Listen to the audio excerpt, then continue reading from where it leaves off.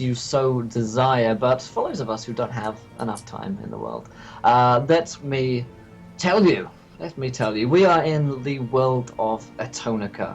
If you guys have watched any of Out of the Abyss season, it's in the same canon world as that. So we're in the world of the Broken Kingdom.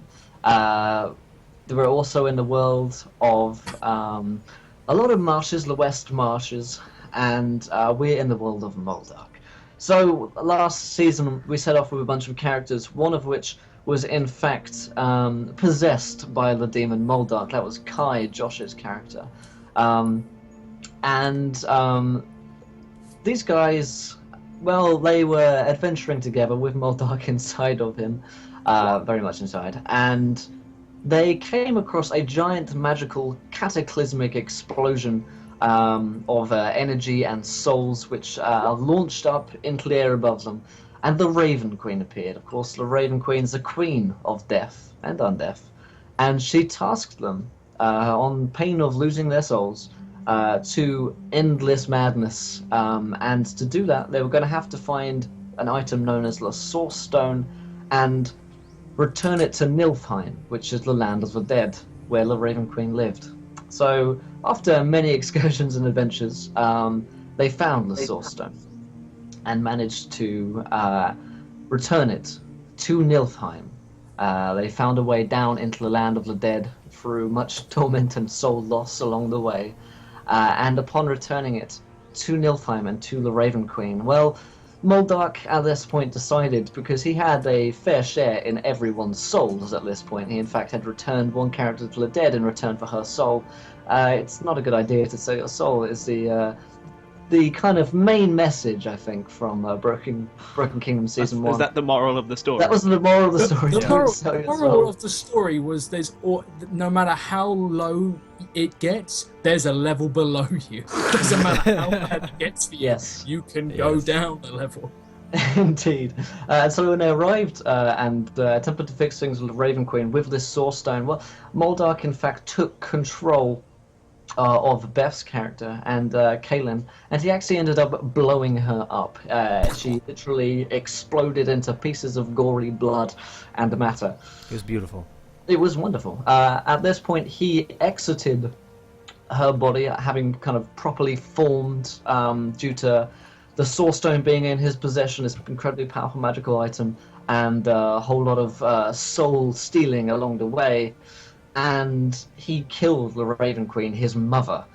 He ripped out her heart, and he is now the Raven King, the King of Death, which is, it's pretty cool, kind of when you think promotion. Yeah. He seemed pretty stoked. Yeah. Kind of pretty. The after party was great. He got some drinks with the other demons. He is now the Raven King of Death. They managed to attempt to defeat him in Nilfheim, along with She Who Opens the Gates, his friend / acquaintance / demon girlfriend? ? And She Who Opens the Gates, in fact, opened up one of these portals to God knows where, and Kai and Moldock fell through it. We're not entirely sure where. And of course, Cord's character, whose name check me. Elvis, thank you. Elvis, he became Elvis the Osborne. Herald of the Dead. The Herald of the Dead.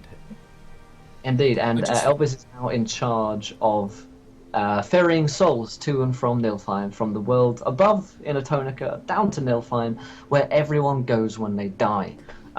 It's not it's very much a kind of Greek-inspired kind of underworld, kind of Hades, essentially. It's not a place of torture and punishment necessarily, but it is a place where just everyone goes when they die. No one goes to heaven there. There was a heaven. That would get me to that point. So when we were playing Out of the Abyss, we did have someone roll 10,000 on the D10,000 Wild Magic Surge table.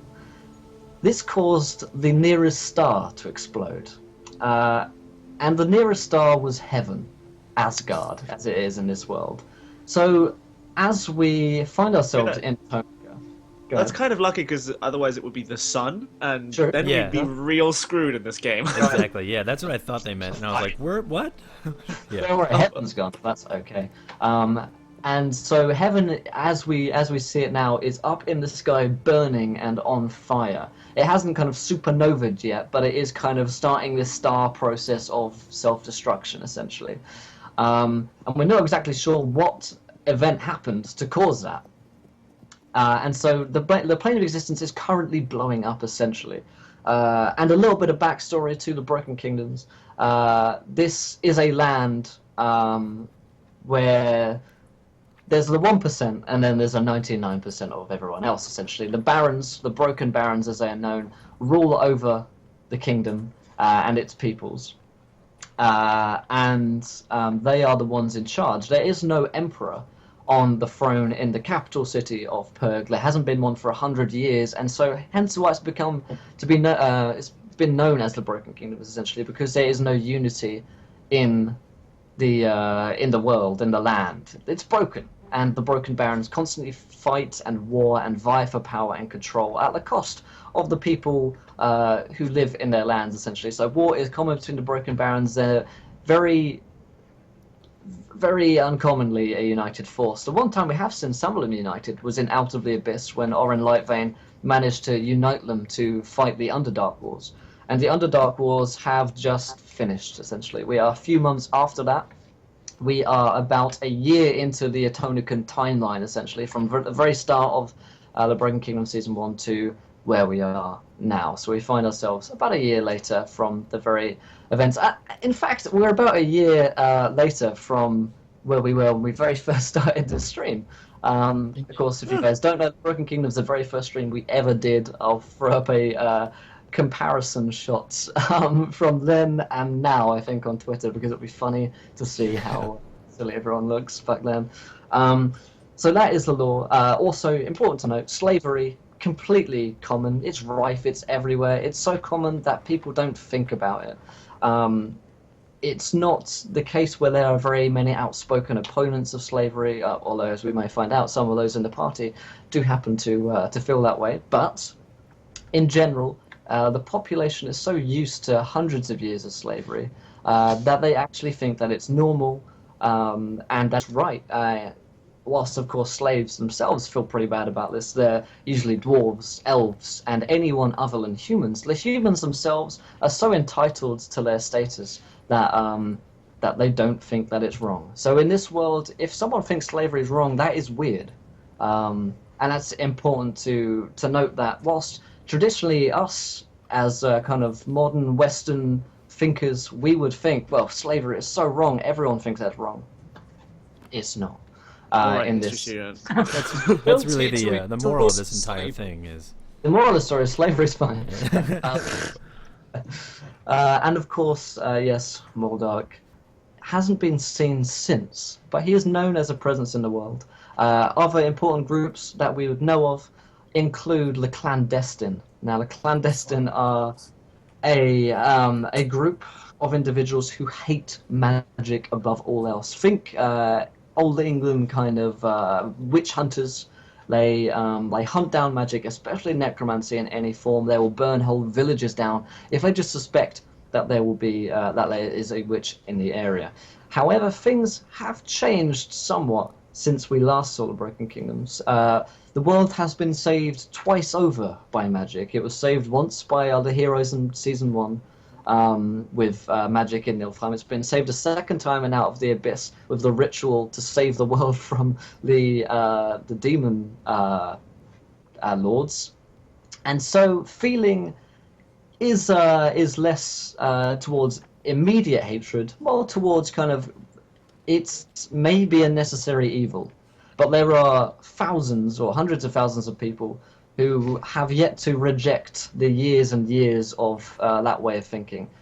Opinions such as this don't change overnight. Despite it being cataclysmic events, people are always going to, it's like in our world now, people are always going to be racist, some people are always going to be homophobic. But change is happening, perhaps. The Clandestine have less power than they did before, but in some ways it's made them more extreme. Now then, let us get to our heroes for today. If you guys have any questions, I'll do my best to answer them about the world as we go.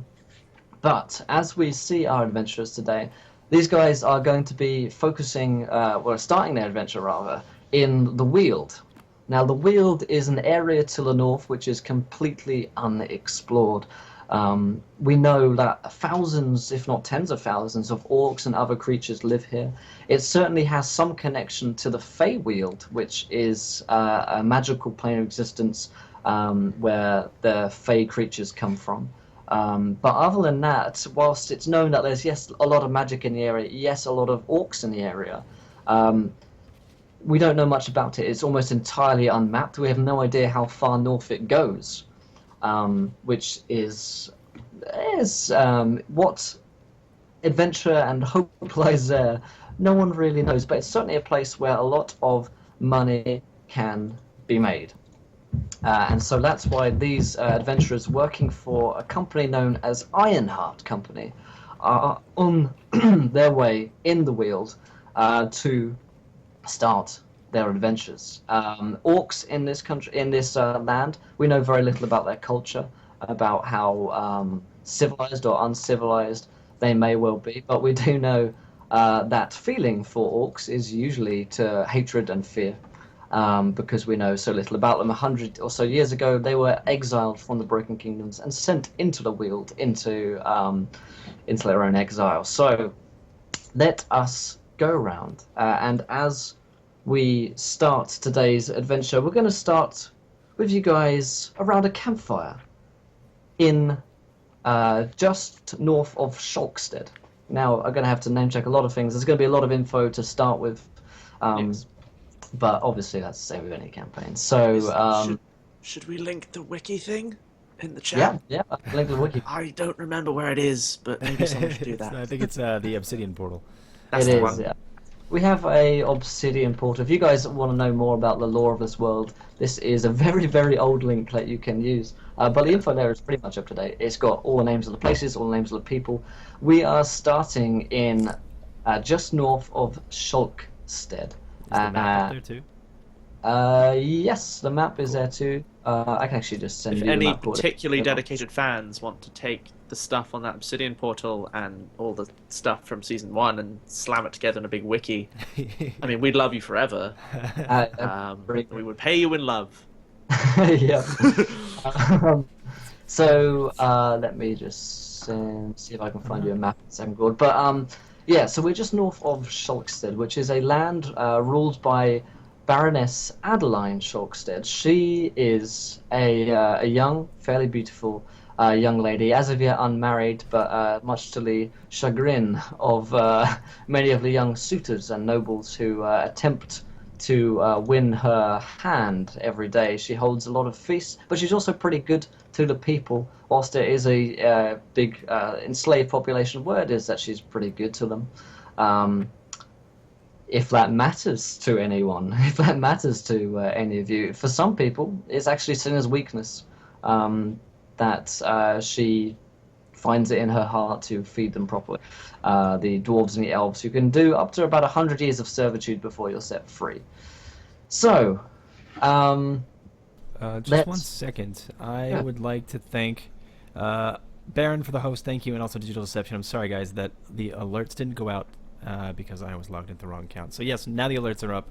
We should be good. Sorry about that. how very dare you? How very dare me. Outrageous, sir. Outrageous. So you guys are working for. This is the only link I can find for the map. I can't find it in my documents. I've got a million things to do. But yes. As we see you guys, we're going to be around a campfire just north of Schalkstead. It's dark, but you guys have been. Well, you know each other fairly well, and you're actually here in the just on the outskirts of the camp of the Ironheart Company, which is basically a big series of tents.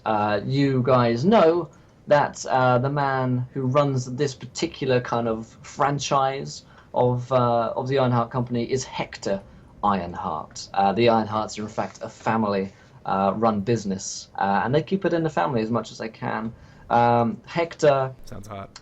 Yeah, he's Hector is known to be, well, he's a lovable rogue in the eyes of Adeline Schalkstead. if all accounts are to be believed. He's kind of he will go to Shulkstead and he will dine with the ladies and he will tell them his roguish stories of war in the Weald, and then he will proceed to once again go daringly up north. You guys would in fact know, as he runs your company, that he's a bit of a scallywag and he rips you off at every opportunity.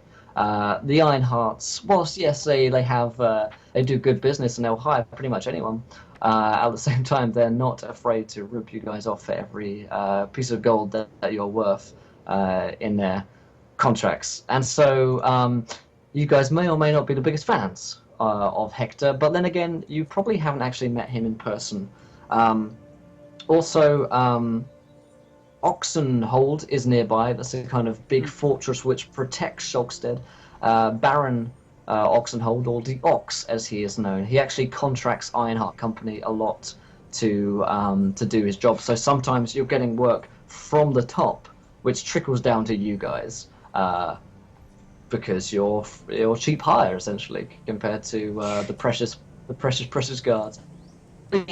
To by Hector Ironheart and by the Ironhearts, it's kind of basically just a little bit better than slaves. You can earn them a lot of money, but they're willing to sacrifice your lives, if so be it, for the good of the company. And the Weald is a very dangerous place, so dying is fairly common in these groups. Most weeks you'll hear, like when a band comes back, that several have lost their number, and so it's not uncommon to lose friends. So let's go round. After I remind you guys of a bunch of things that are happening you can do to help out the stream, and we'll get into the roleplay itself. So, if you guys are new and you don't know, you can actually help us out by, and actually help yourselves out by getting some viewer decisions, which mean you guys get to decide anything which happens in our games. And so you can do this by retweeting. Let's go find this tweet here. Blimey, we're already on 13 retweets, we just need 20. Holy crap. And you have a viewer decision, which means you guys get to decide. Might happen tonight. Yeah. Anything can happen. Enjoy your plot while it lasts, Will. Yeah, and furthermore, if you guys haven't followed, hit that follow button. We're here Sunday, Monday, Tuesday, Wednesday, and Thursday every single week playing D&D. This is the new finale, well, no, new season week rather. We just had finale week, so these are all new seasons. This is episode 1. This is a great time to hit that follow button. Get in on all of our adventures as they start. And if you haven't already pledged on Patreon, then go find us over there, and you can support the channel and all that we do. So, unless there's anything else, I think we've covered it.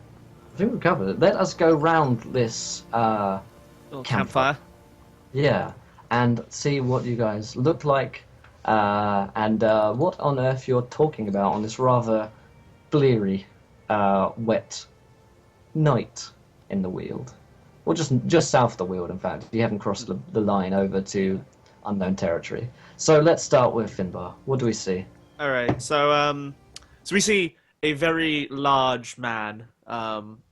He's kind of hunched over. He's got this. He's wearing like chainmail, kind of overcoat with like very rough like robes and a hood on, and then around his neck he's wearing a necklace of wooden beads. I say beads. They're all like basically hunks of wood, in no way properly carved. All like look like they're from different trees or of different kinds. And then, like, threaded in between each of them, there's, like, berries or sprigs of holly or things like that. And somehow all of them look like they're kind of alive still, which, even though none of them look like they're from the right area. He also has, like, this staff made of, like, this silvery-looking wood propped up against his side. And I think as we see his like face, we see the little tusks that show him to be a half-orc poking out from his lower jaw. And then like one eye is covered over with lightning scars and a kind of a milky white colour in the eyeball. And that is Garen Stormforged, the half-orc cleric. Okay.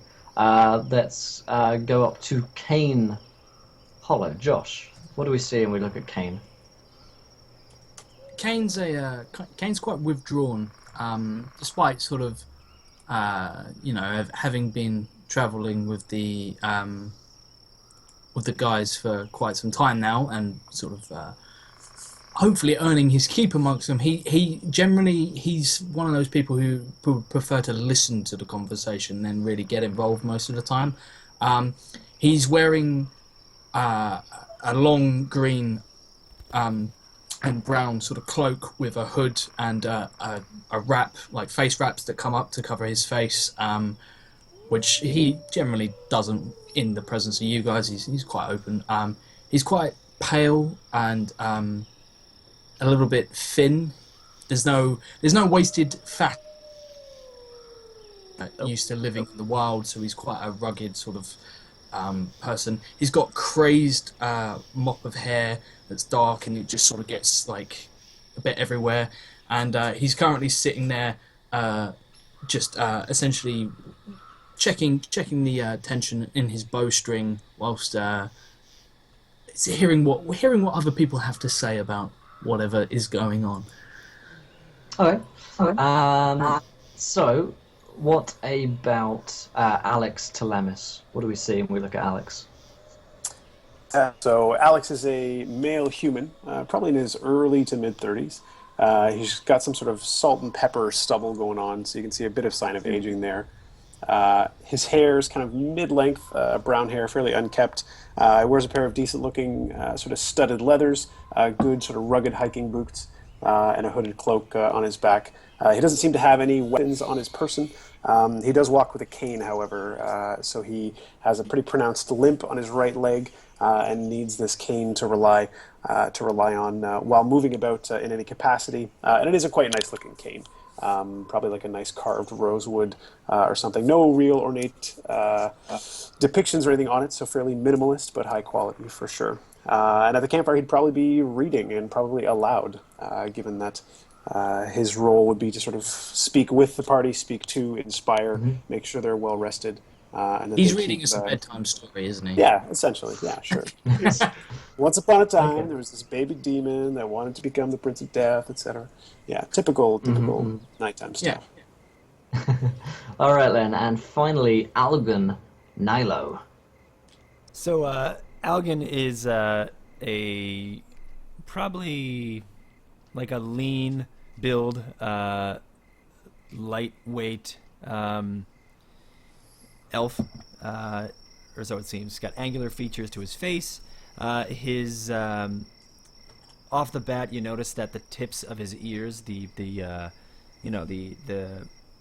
pointy ears that everyone knows, just the tips, have actually been removed.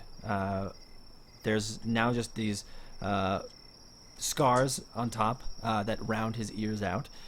He has like platinum blonde hair that has this very edgy haircut. It's got like it's very long at the top, and I think one side is maybe shaved, bearing a tattoo, and Skrillex? Yeah, maybe like a blonde Skrillex, and he has a tattoo on his forehead of like an upside down flame that like dribbles into his eyes, kind of.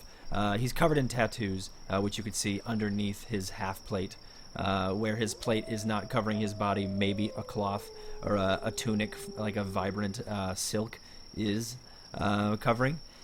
He has a shield strapped to his back, as well as a serrated elven spear. So, yeah. All right.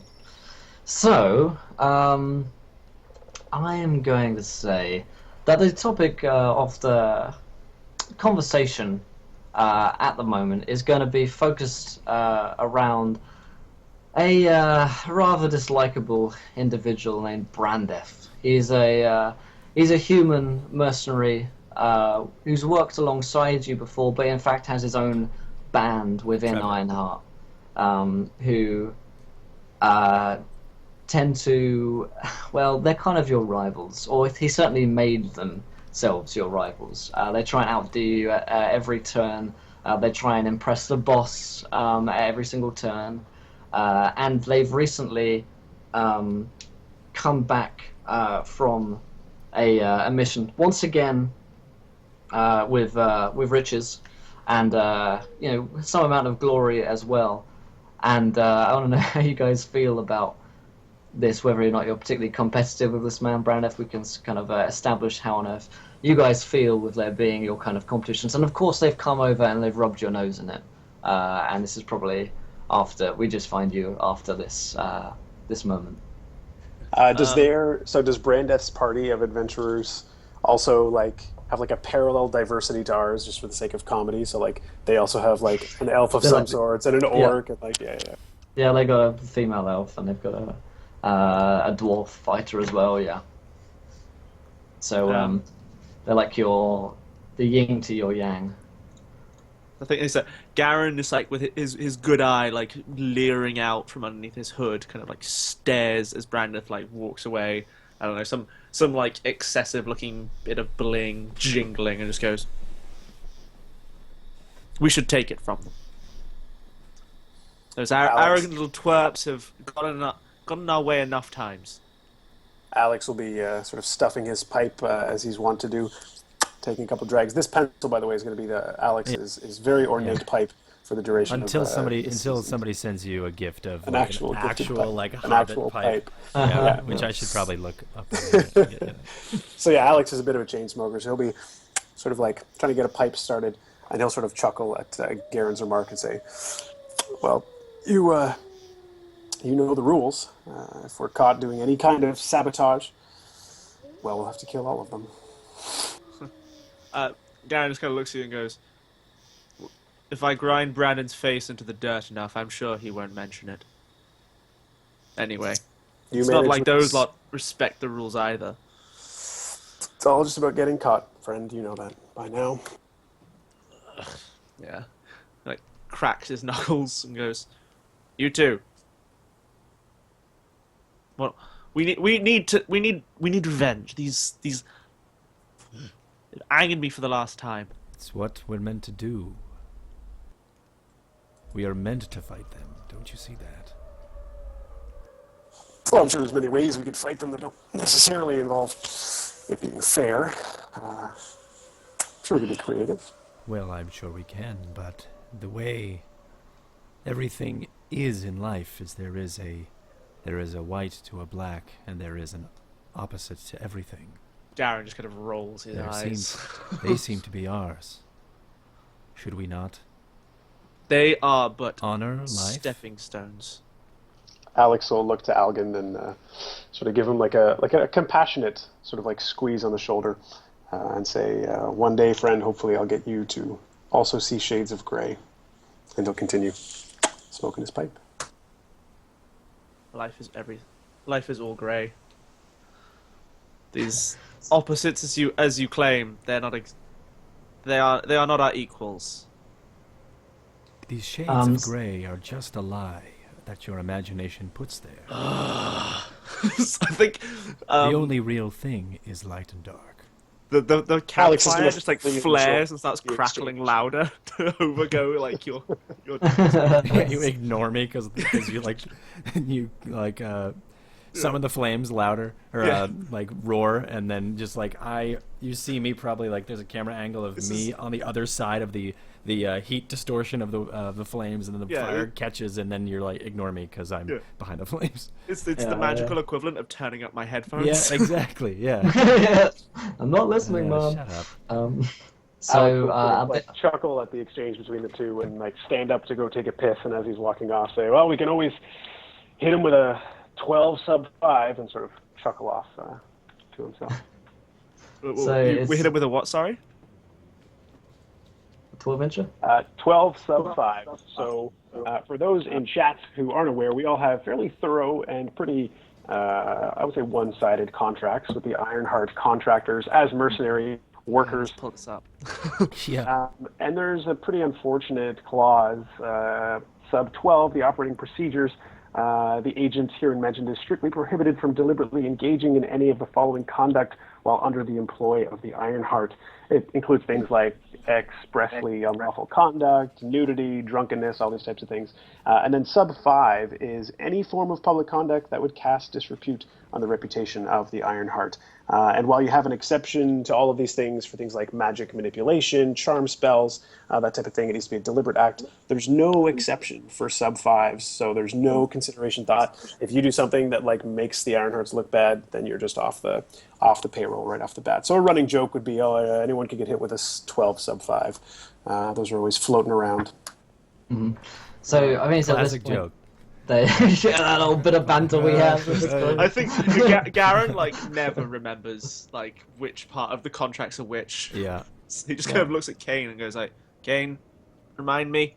I'm probably actually still holding the contract, and you're still waiting for me to sign it. Yeah, Alex is off taking a piss. He's 10 yards into the bush. Yep, but he's standing next to you. Just like, hello. Alex will turn to Algan and say, if you're there holding the thing unsigned, Algan, I can only keep paying you under the table so long. Eventually, you're gonna have to sign that thing if you want to keep pursuing the balance, or however you want to frame it. Well, what's that about paying under the table? You see the young girl. Well, she's probably in her early 20s. Her name's Kerif.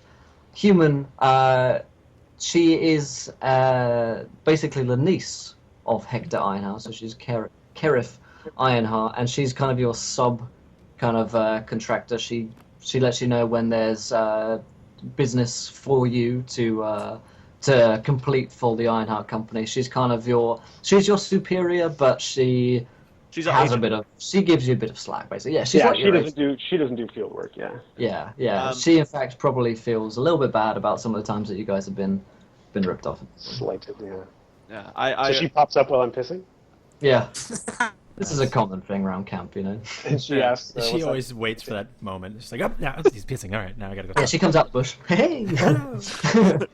Garrett, sit here. And I don't know. We got a food pot or something, and pull out some stew, some very brown stew. It's like, have some rabbit. Have we got work? I need action. I need something to do. This town is too quiet. We got work for you. I got work for you, boys. And she says, "Come around the fire, and we'll talk." Now then, well, I'll give you a minute, Alex. He's kind of he's peeing without holding it. He's working on his pipe. I'll just kind of Snap my fingers, and I light the pipe from the campfire. It's like, you faff too much with that thing. Crazy. Well,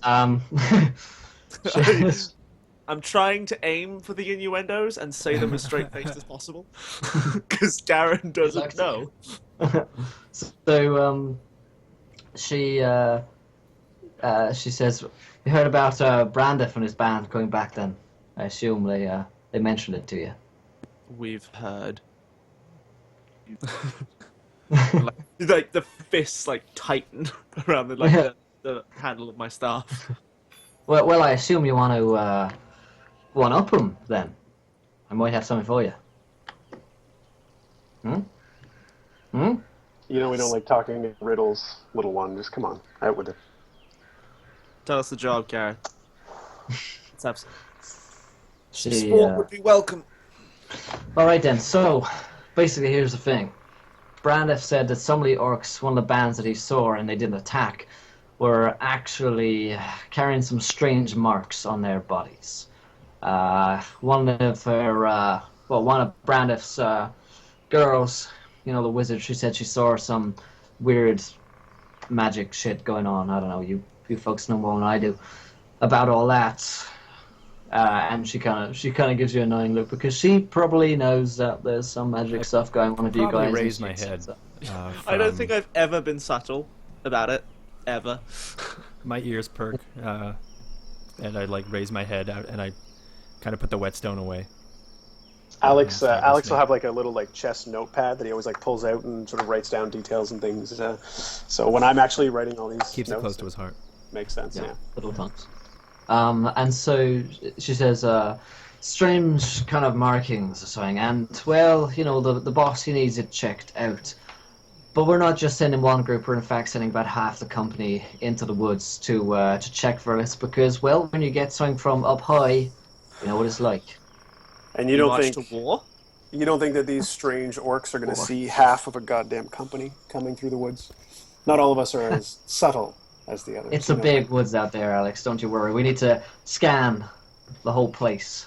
It's one of the procedures, the one that sweeps that Hector likes to do every now and again, because, you know, when the ox tells you to do something, you do what the ox fucking tells you to do.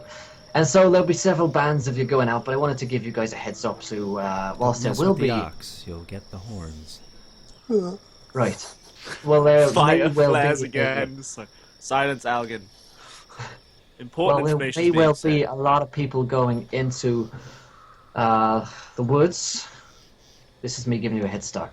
Because I like them. Now, are all of these bands of Ironheart entering the woods with as paltry a set of information as us, or is that particular treatment for our little group here? You said strange marks. Alex, They're specific. be Could they kind be to the girl. shit streaked? They could have scars. What kind of marks are we talking about here? You must know more. Right, yes, I That's forgot the- how you're panache. Yes. Well, all that she said were strange black marks on their faces. I look up. Yeah, you look a little the tattoos all over your face. Me? And there were no. No, I don't quite events like you. or She strange said, occurrences. They weren't doing anything strange. How did Brandit happen upon a bunch of orcs with his idiot dwarf and not rouse more suspicion from them? Did they fight them? Was there any combat? no, they said that they didn't fight them. They said that when they saw them, there was a very cold feeling in the air, and in fact, their breath misted.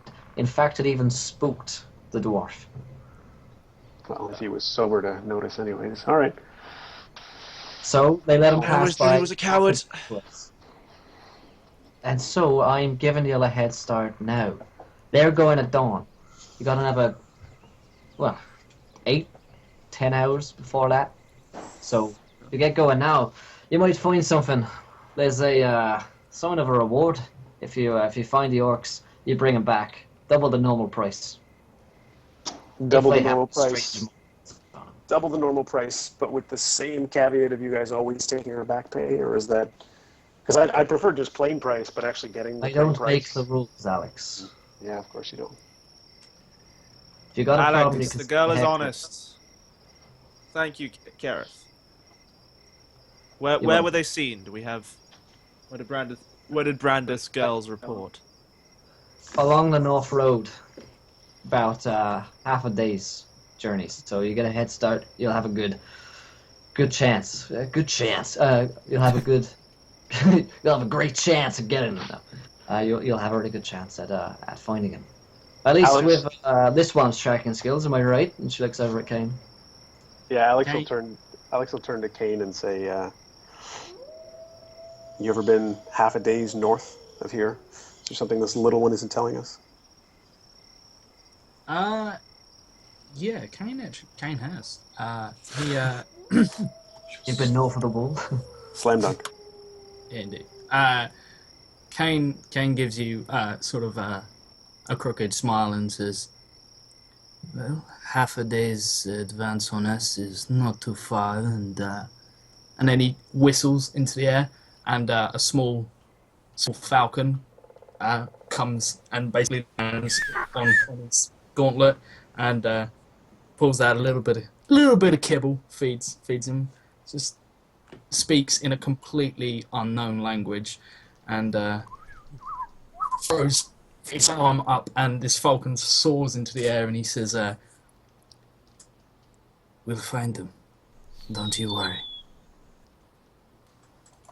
All right then. Well, best of luck as always, lads. Pseudo dragon. So Yeah, I surge to my feet and well then, slam the butt the staff into the ground. Let's get to it. I would hate for our You hunt to be might interrupted by wanna- these amateurs. You might want to take it easy going out of camp. You know, she's gives you a wink. See you later, lads. Good luck as always. I Gentlemen. clap Kereth on the back, probably a little harder than is comfortable, but yeah. And I start striding off, being as subtle as your average bull. Oh, quick note on women in the Broken Kingdom as well. Women are pretty much equal as men when it comes to owning land, nobility and stuff. It's not a kind of, it's not the son inherits; it's the firstborn child inherits, and so women can be incredibly powerful. Baroness Keir Bleak being one of the best examples of this. She's perhaps the most powerful baron. She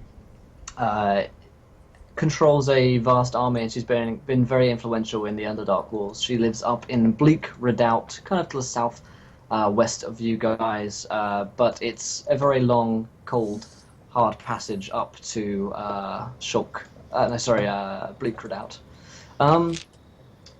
So yeah. Yeah, cool. Alex will start packing up camp. Nothing in particular that he'll need done. I guess Caine would be the one scouting the way. Yeah, Caine essentially has been like, his idea of packing up camp is he literally picks up he literally stands up and picks up his pack that he was using as a pillow, and that's it. That's him packed. He's just like ready to go. And he just pulls a bunch of arrows out of the ground, slots them into his quiver, and then waits sort of slightly impatiently for the group, and then takes a brisk walk out of camp. We're gonna head. I'm gonna say. Let me just check. Let me refer the map. I'm gonna say we'll head.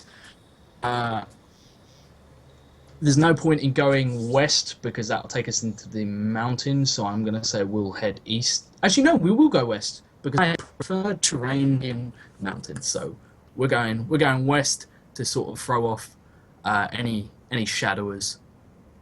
Sure.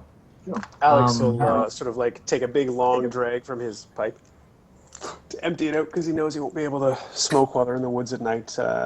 He'll make a little quip about outliving our boots, boys, which is sort of like a cheers that he does whenever they step off. Something about nobody wants to outlive their boots. So another something or other. All right then. You guys would also know that there has been word, or certainly whispers. By the way, I get a lot of feedback, I think, from Josh. Yeah.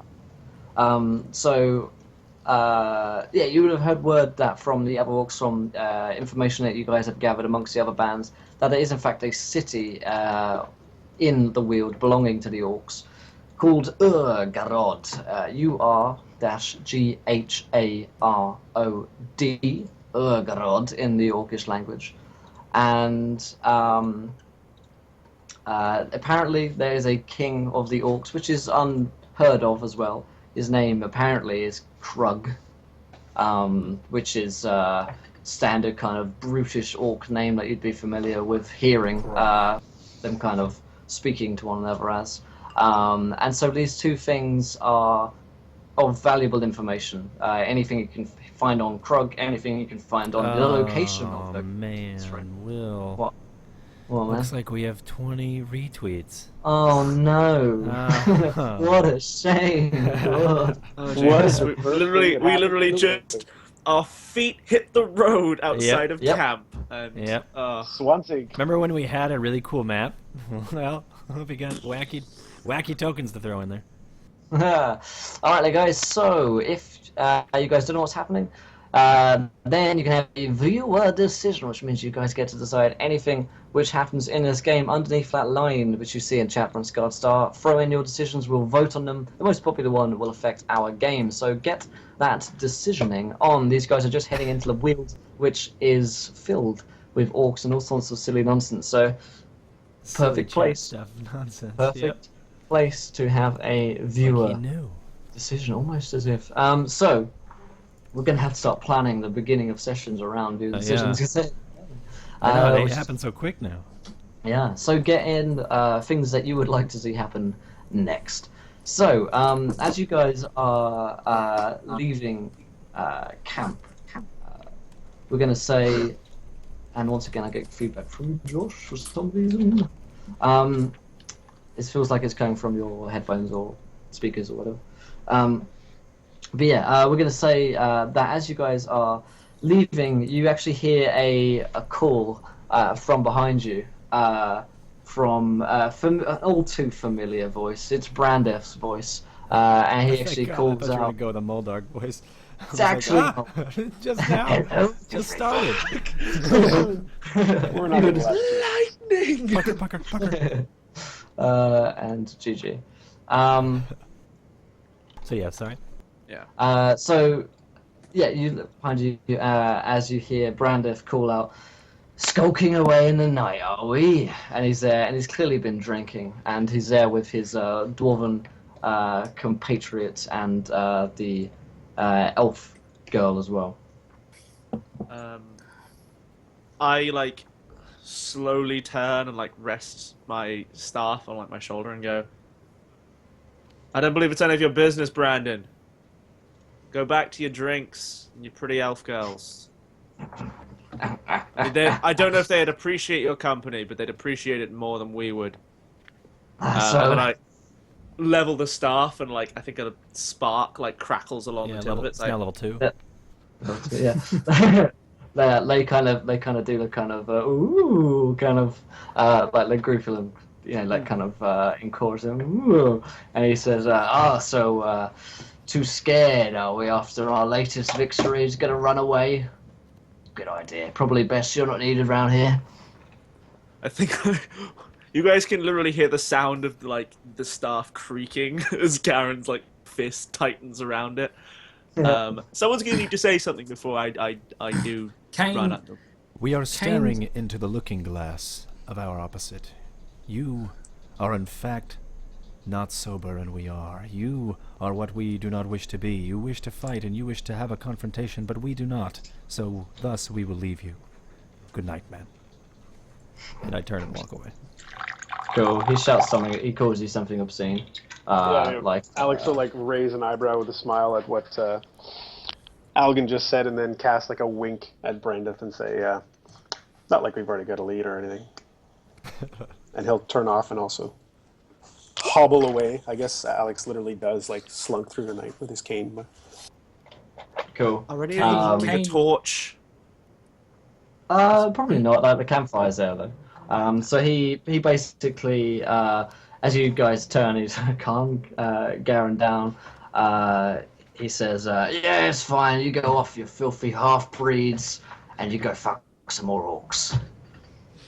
Caine, Caine pauses. Oh, that's great. He turns. You start hearing turns like round. mumbling underneath Yeah. Garen's And Caine takes a couple of steps back down the path and says, "You know, Brandon, I hear many things about your latest exploits. Heard many about things the about dwarf. your mother and his. I very much doubt you heard of my mother.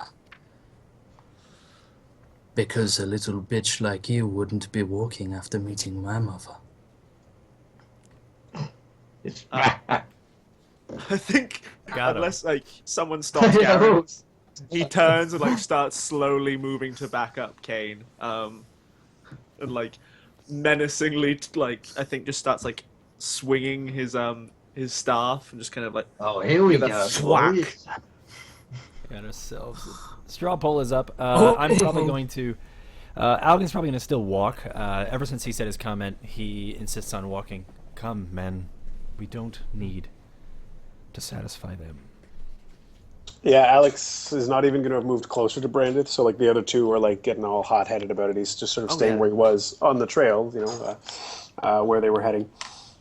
And he'll just sort of turn back to Brandith and say, "Old friend, given your state of inebriation, we can presume that you're not currently on contract. I mean, that substantial bounty you guys racked in last time would indicate that as well. You've clearly earned yourself some reprieve, so you wouldn't want to get yourself muddled in whatever job we currently have. There's also that Section 13 business about how if we're on contract and you're not, any altercation that happens here in the woods would be a breach of your contract, not ours. As you'd be sabotaging." You see Garen like spin around and like grin at you, like, And there'll be like a slow on his nod. teeth. There'll be a slow nod. Yeah. So is that kind of are you kind of just trying to like pull that on him because he probably hasn't read his contract? Is that like a made up bit of a contract? Do you think like you're kind of just like, oh yeah, Section 14 is. Yeah, no. I can. If he hasn't read it, either way, it's got to be a persuasion because if he doesn't know. Yeah. I'll roll a persuasion. That's cool. I can't Alright, let's like. get voting, boys. Can I assist by intimidating the shit out of them as he does it? Yeah. Give me intimidation. That's my first roll in skirmish. Alright, then. Hold on, let me see if my overlay Yeah, so is only working. one person can really. No, it's not. Alright, let's fix that. So, my intimidate is +3. Where are you? So I rolled 10. So if that helps at all. Nope. Cool. So my persuasion, given that bards have expertise, which is fucking absurd, I rolled a 7. I get 17 on that Nice. persuasion, and it is actually in the contract. So I don't know if that Yeah. helps at all. No sabotaging other Ironheart contractors while they're on a job. Yeah. So he says, "Well, fine. We're not gonna fight here, but." He says, but next time you're back, you do come back after you're done fucking all those orcs like you love to. Hey there, to Garen. Then we'll have a rumble. Oh, we know better than to fight you by now, Brandith. You and all your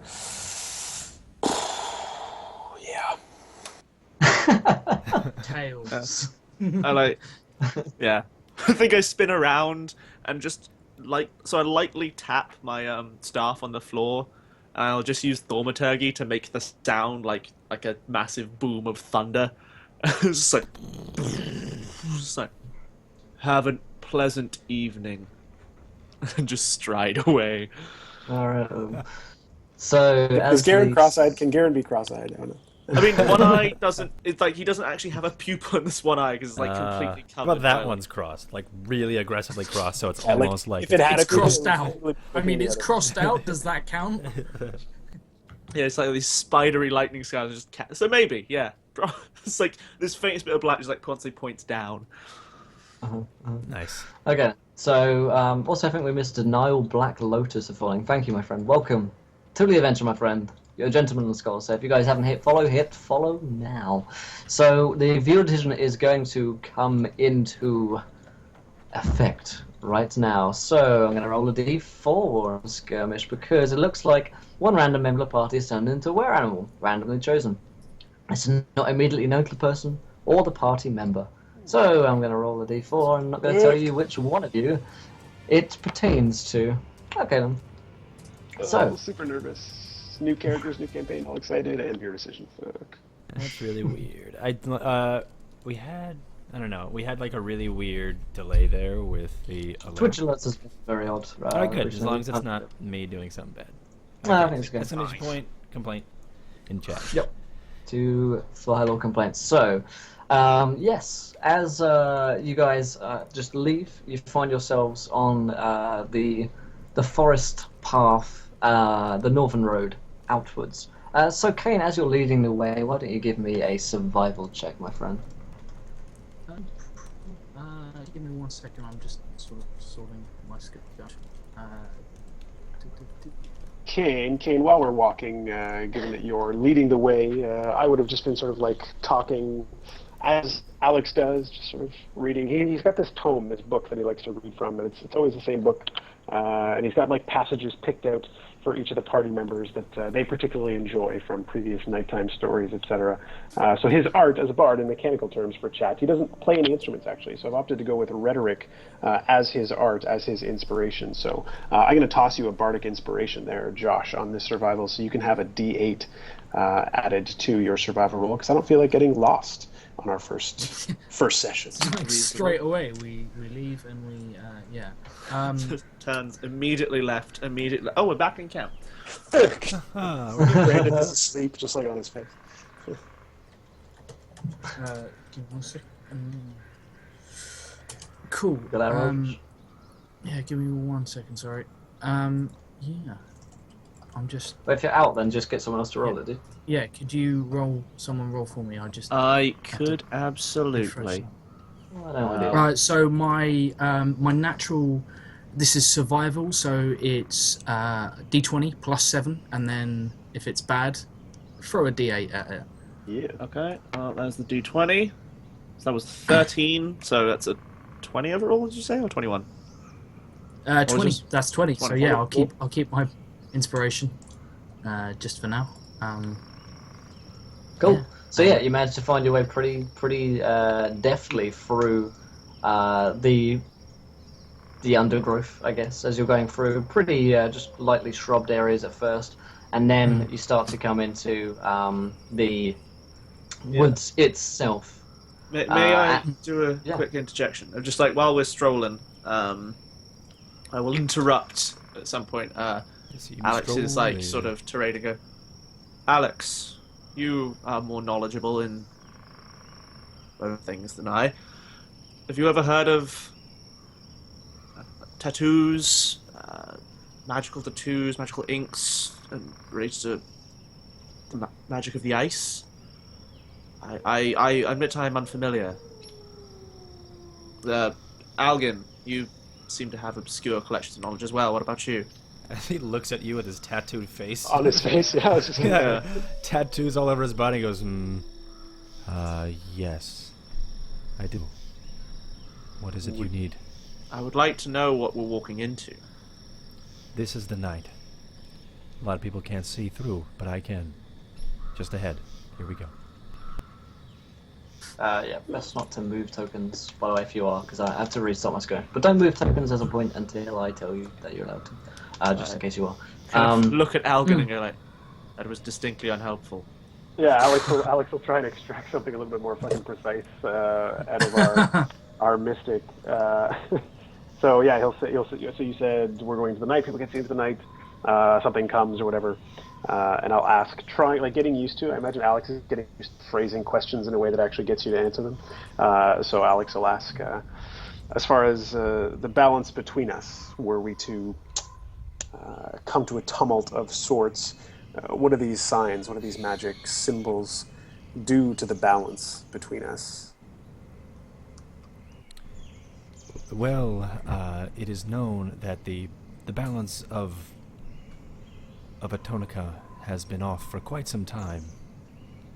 The magic that blows through these lands are at a stronger breeze than usual. The gale that blows is enough to bend any will. And what do you say the presence of orcs covered in these markings would say about the fate of these woods? I mean, I'll kind of check forward if you want some actual information. Okay, thank you. I'm just going to keep going. Yeah. Keep Alice in Wonderlanding this. Yep.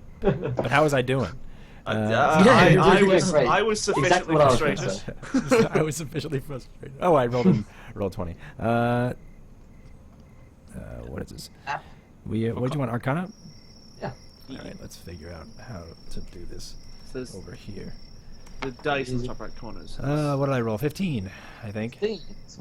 Yep. So yeah, these marks on orcs, not dissimilar to my closest thing that you'd write it to would be plants in the Weald, which sometimes can take control of insects, essentially with a fungal kind of spore.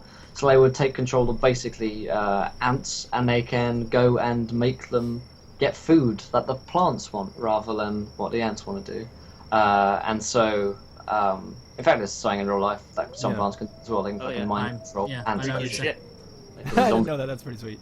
I have an entire research document on that, sat in my room. In my native land, there is a plant that releases a pheromone, and most of the critters nearby can bend to its will. I can only assume that these markings can be the pheromone and maybe the scent of its master. Oh. Alex will turn to Garen and just assess his response. Like, how does Garen respond to the thought of orcs being sort of mind controlled?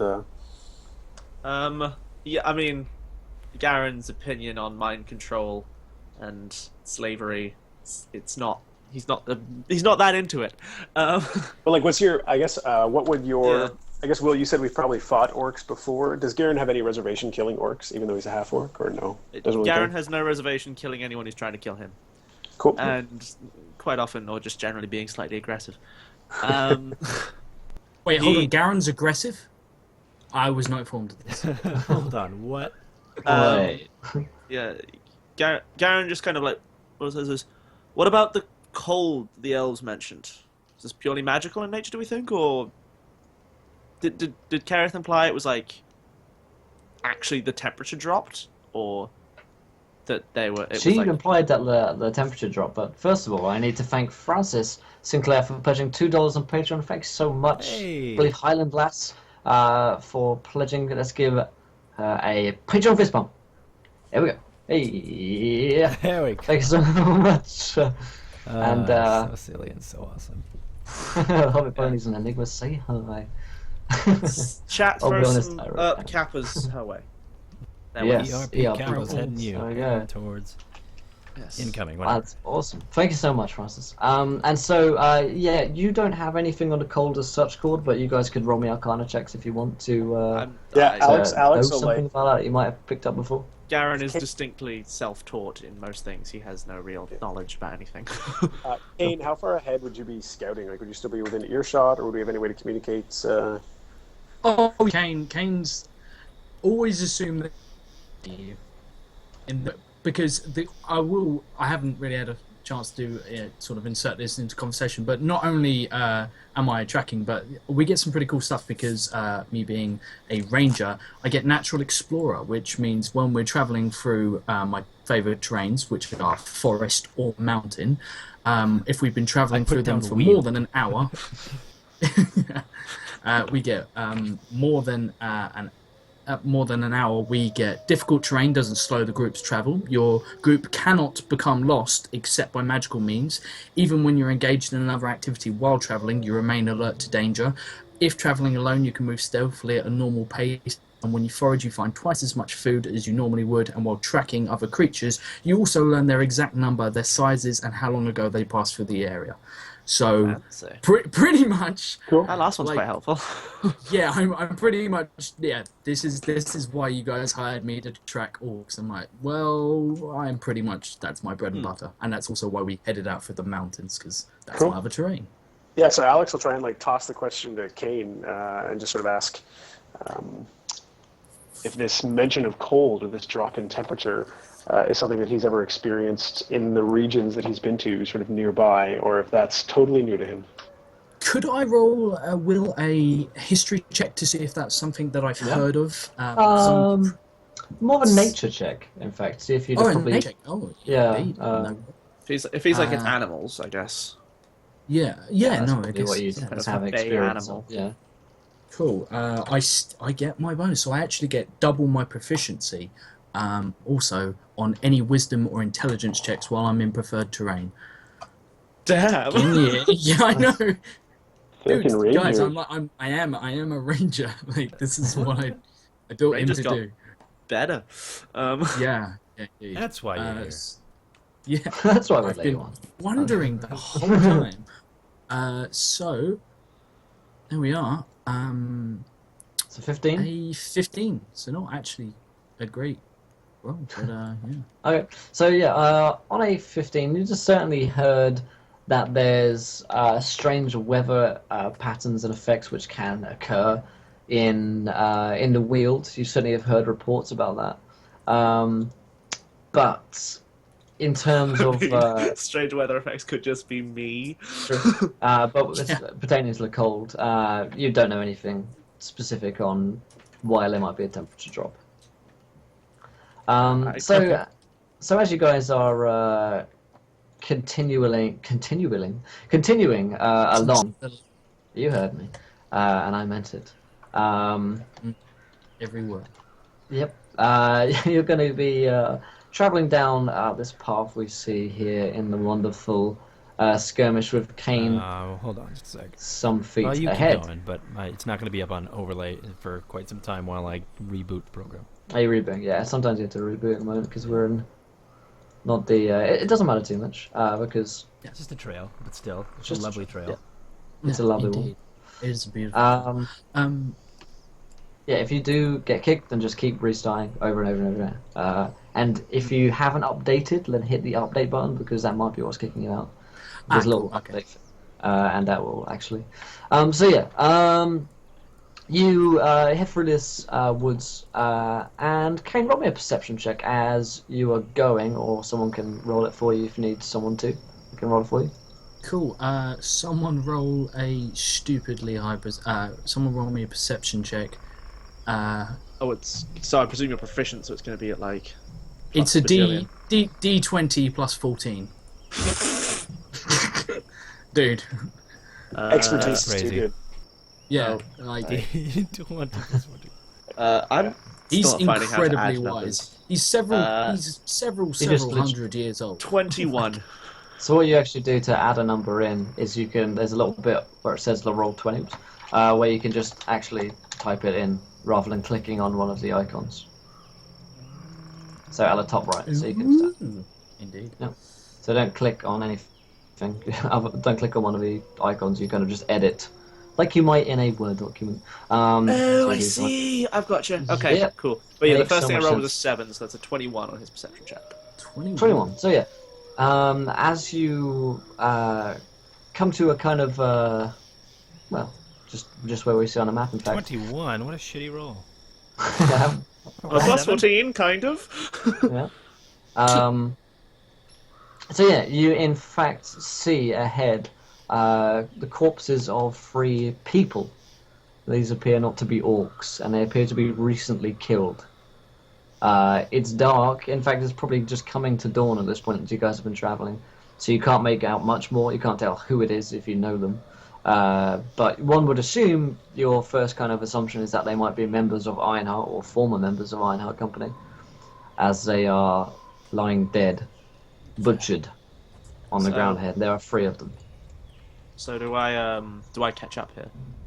Sure, you can do. Yeah, Yeah, I bring the party to a halt and like essentially gesture for everyone to sort of like we go through like a flurry of hand gestures and like head like basically fan out and take cover. Yeah, so are these things like in the middle of a clearing or something? Did you say, or Not really. okay? So I can get to the sure. bodies without like walking into obvious trap area. Yeah, so I don't know if you guys are in skirmish at the moment, but Yeah, you can. I'm in. Bring all of you forwards. So come forwards until you about make out the corpses there, which I think you can. I am not in. Sorry, I've loaded 4 different times and it keeps freezing Update, on the Claude. loading screen. Need to hit update. I did, and nothing's happening. I will. So I kind of go. Weird. I like just look keep- towards my friends. I'll try it again. I'll try the update, but And I go. Shall we investigate? I can provide some light. Maybe I work out how they died. immediately I'm just like, no, we don't need any light, and I'm going to I mean, draw. actually, how thick is like the tree cover? Because I mean, if there's some starlight, I do have dark vision, so I can just see. Yeah. Well, do we have like enough starlight that we can just see? Okay, I will go. So I like thread my. I put my shield on my back, and I kind of suggest, cover me. I'm going to investigate, and then I like slowly pad forward. Sure. And yeah, I'll approach one of the bodies like relatively slowly, and I'll attempt to medicine them to work out how they died. Okay. You do and medicine. It's I interesting. feel like that's a reasonable. Sure. Give me a Thing. medicine roll. Besides the fact that they're just heads, but True. Yeah. 23. So yeah, 23. this I head like- appears to be missing a body. Hang on. Wait, sorry, were they just heads? I thought they were like full corpses. Mm-mm. There are corpses. There are All some right, corpses. okay, Well, so they have yeah, been beheaded. I investigate. Yeah, so I investigate the corpses. Look for any other kind of wounds. So whether that was just like they got snuck up on and decapitated very quickly, or whether there was like a protracted battle.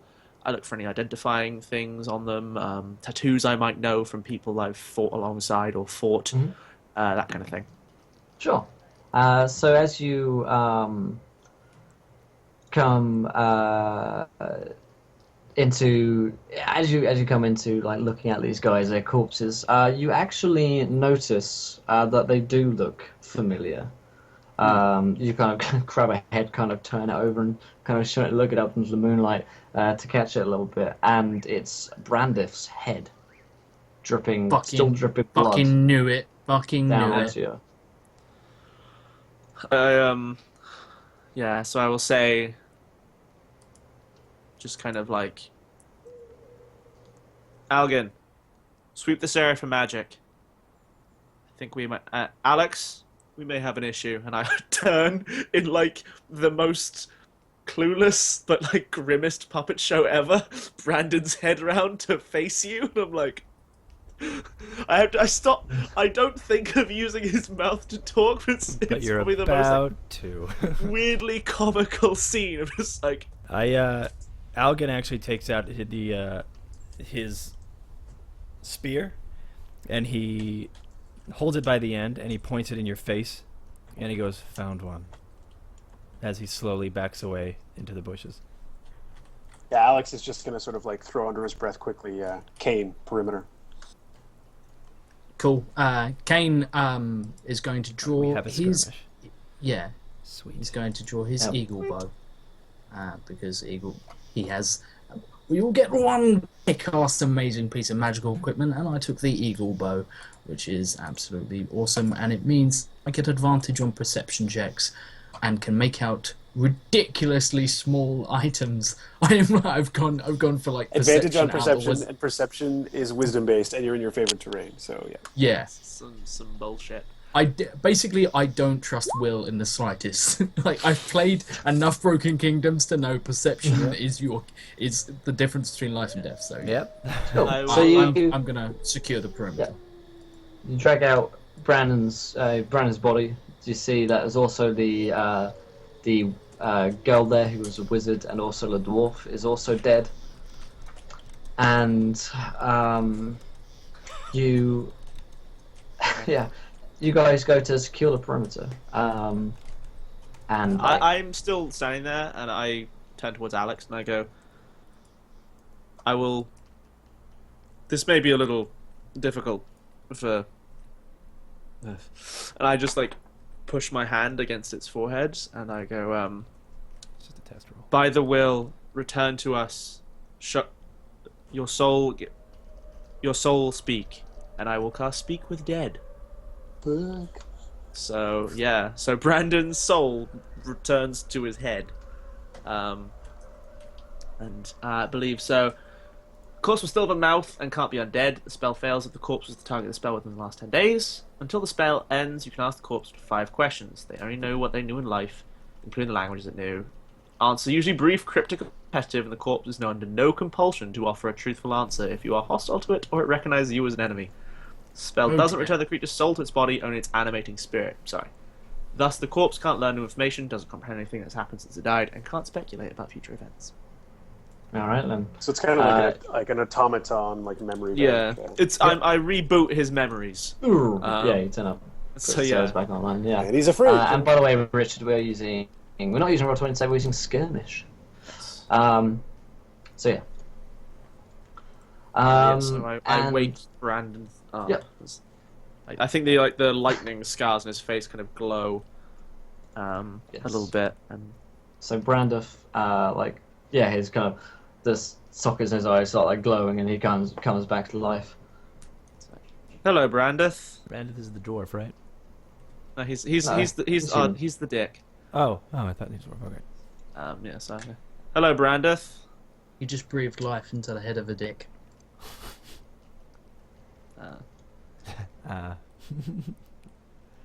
It appears you didn't have a good day. Tell me, who killed you? And you hear him. He's kind of like mouth, like you make his like mouth kind of speak, I guess, with like your magic. And you hear him say, "Orcs." They have black tattoos on their faces. Yes. Okay, that's 2 questions. I Weapons, Garen, weapons, magic. How did they kill him? What did they use? What did they do? How did they set upon Brandon's group? As much as we don't like them, the dwarf is hard to fell. I turn back towards him. I was like, how did they overcome you? And you hear him say, "They came from nowhere, and our magic did nothing."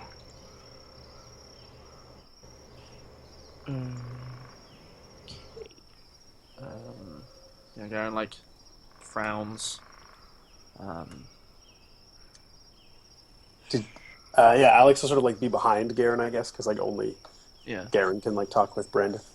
So he'll just continue on with like the string of questions. How many? Did you slay any of them? Where are their bodies? It's like did you have any victories? Are any of them dead? No. I look up at Alex and I'll kind of go like, I can ask him if they had tracked them prior, or maybe How the hell did he get here? I thought he was drunk. Well, I don't. Unfortunately, I don't. Exactly slow to the chase, moving behind King.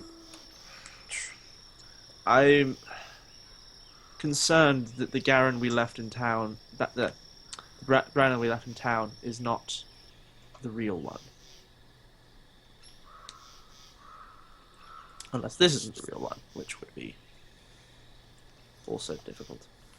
And Alex sort of not really understanding Garen's form of magic. Alex like keeps his own magic like really subtle, and anytime he does use it, it just seems like he's being really persuasive, or sort of like some strange thing happens. There's nothing flashy about it. So he may not actually have like revealed to the party that he does any form of magic. They just are particularly inspired by him. So he's going to sort of put on a quizzical look at Garen, not really understanding how the speak with dead thing works, and just ask sort of, can you not confirm if this is him? Ask about the time the female elf got sort of trapped in the bear trap, and I don't know, the time the dwarf fell into the river and lost all of his loot. Just ask him something. See if this is the real Brandith. Yeah. So I guess Garen goes,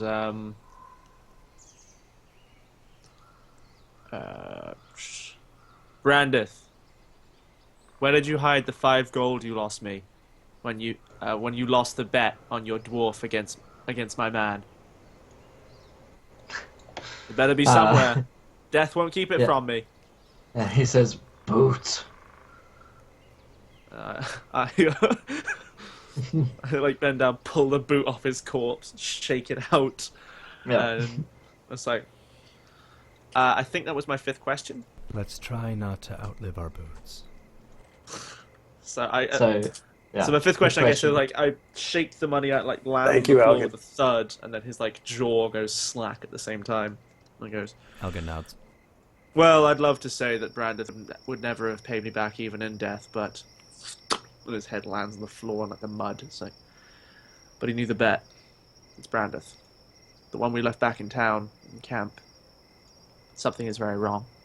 So Caine, as you're like securing the perimeter with your eagle bow, let's see if I find you here. There you are.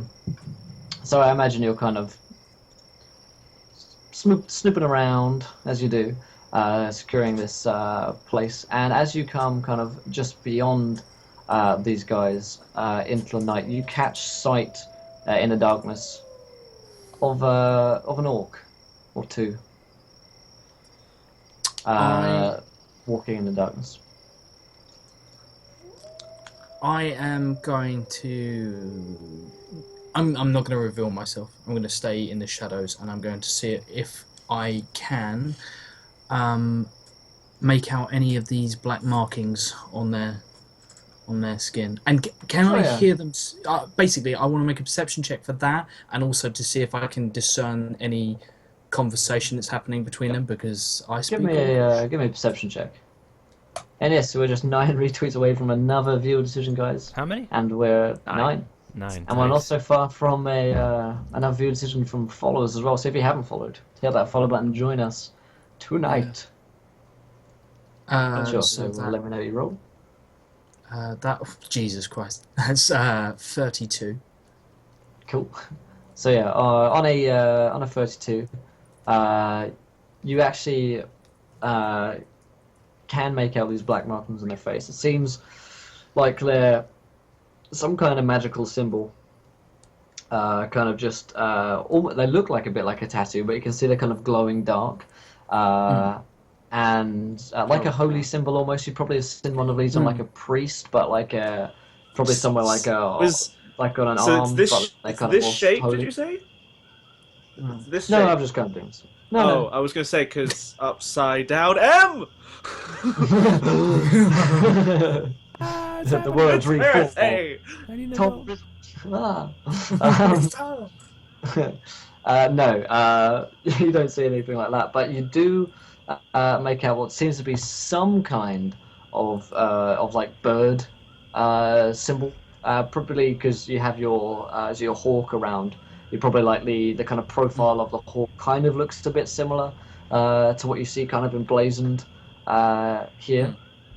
And they're actually a bunch of these guys moving about. I actually move you, so you're like hiding in this bush here, and you actually see a bunch of these orcs. They're kind of just moving through. They're not paying you any attention as they do so. So they're just wandering on by, doing their thing, and Doing orky stuff. doing orc stuff, just orc things. They appear to be marching in kind of formation and not paying. They haven't spotted you Come on, as of ladies. Let's get yet, information. and they keep on walking by as they do so.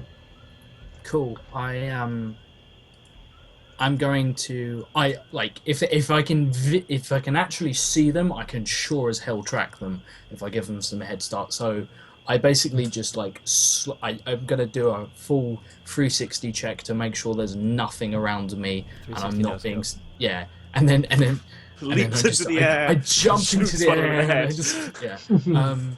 and after confirming that there's no one around, I basically just melt into the shadows back towards the camp, back towards the massacre, and like the second I arrive, I just like give everyone the shut the fuck up look.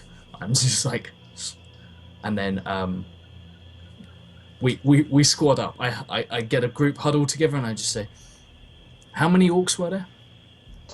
You probably counted about 8.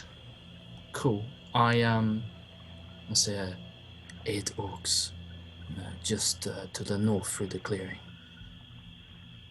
They all bear the marks, some sort of bird maybe. We can track them. Just give them some time to get ahead, so we don't step on their toes. At the mention of toes, Alex will sort of like slightly right his posture, which is something you guys will have all seen him do like right before a fight, and he'll tap his cane on the toe of his boot, but otherwise say nothing.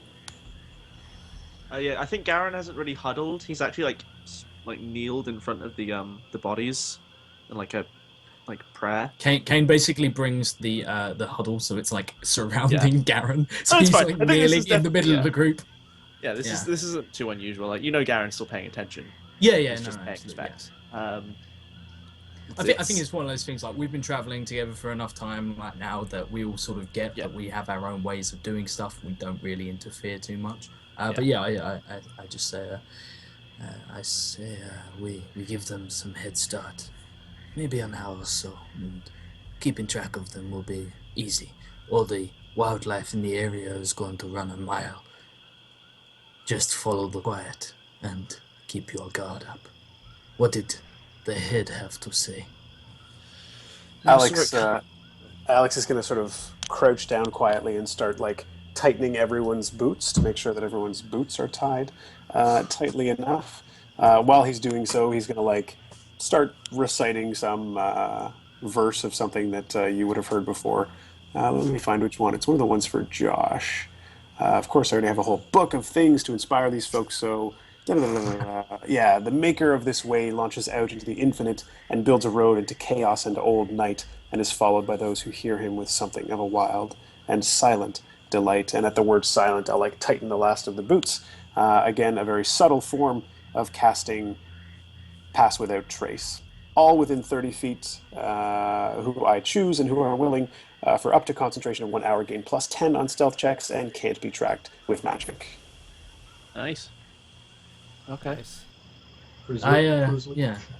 cool. I give Alex a sideways glance. Like Alex does some weird stuff, but it's more like Caine finds him fascinating than anything else, Yeah. and he doesn't. He's not like a hostile look. He's just intrigued.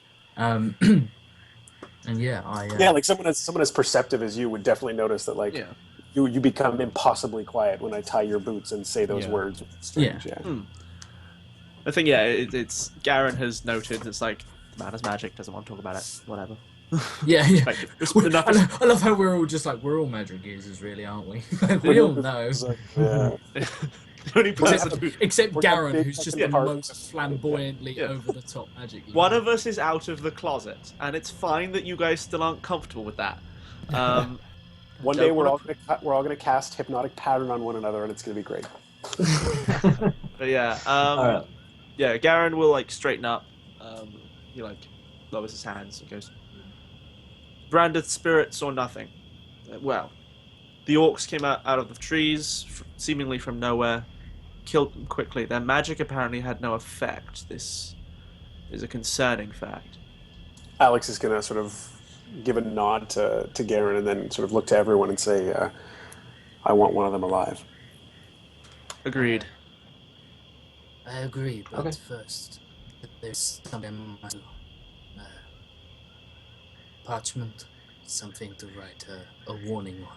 And I basically bring Daedalus, my falcon, down, and I'm going to cast Speak with Animals, and essentially I'm going to say, it's probably not even like it's probably just, it does, there's no actual verbal side to it, it's just like the way like you sort of shake your head, the twitches, the eyes, everything is sort of I basically bubble my head round like an insane person, and every now and again you hear like a slight clicking noise, and I say to Daedalus in his language, I say, I need you to carry a message back to Ironheart.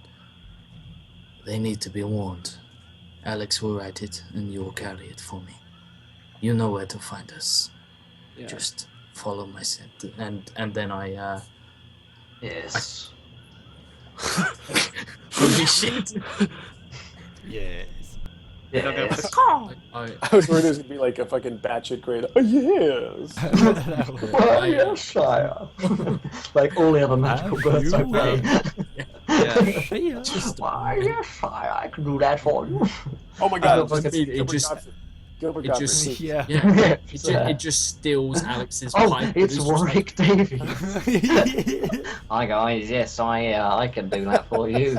I'll just fly right on by back home. You probably heard of me, all right? Yeah, it was only 13. This is what the voice I want to do now.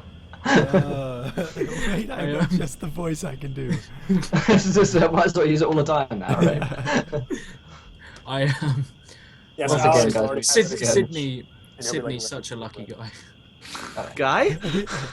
Oh God. Shots. You should have played with it. You should have went with it. Should have rolled. Should have rolled, man. So I basically like tell Alex like Caine can write and everything like that, but you're sort of the you're a scribe. Yeah, I basically just say we need to warn them. Everything is not as it seems in the camp.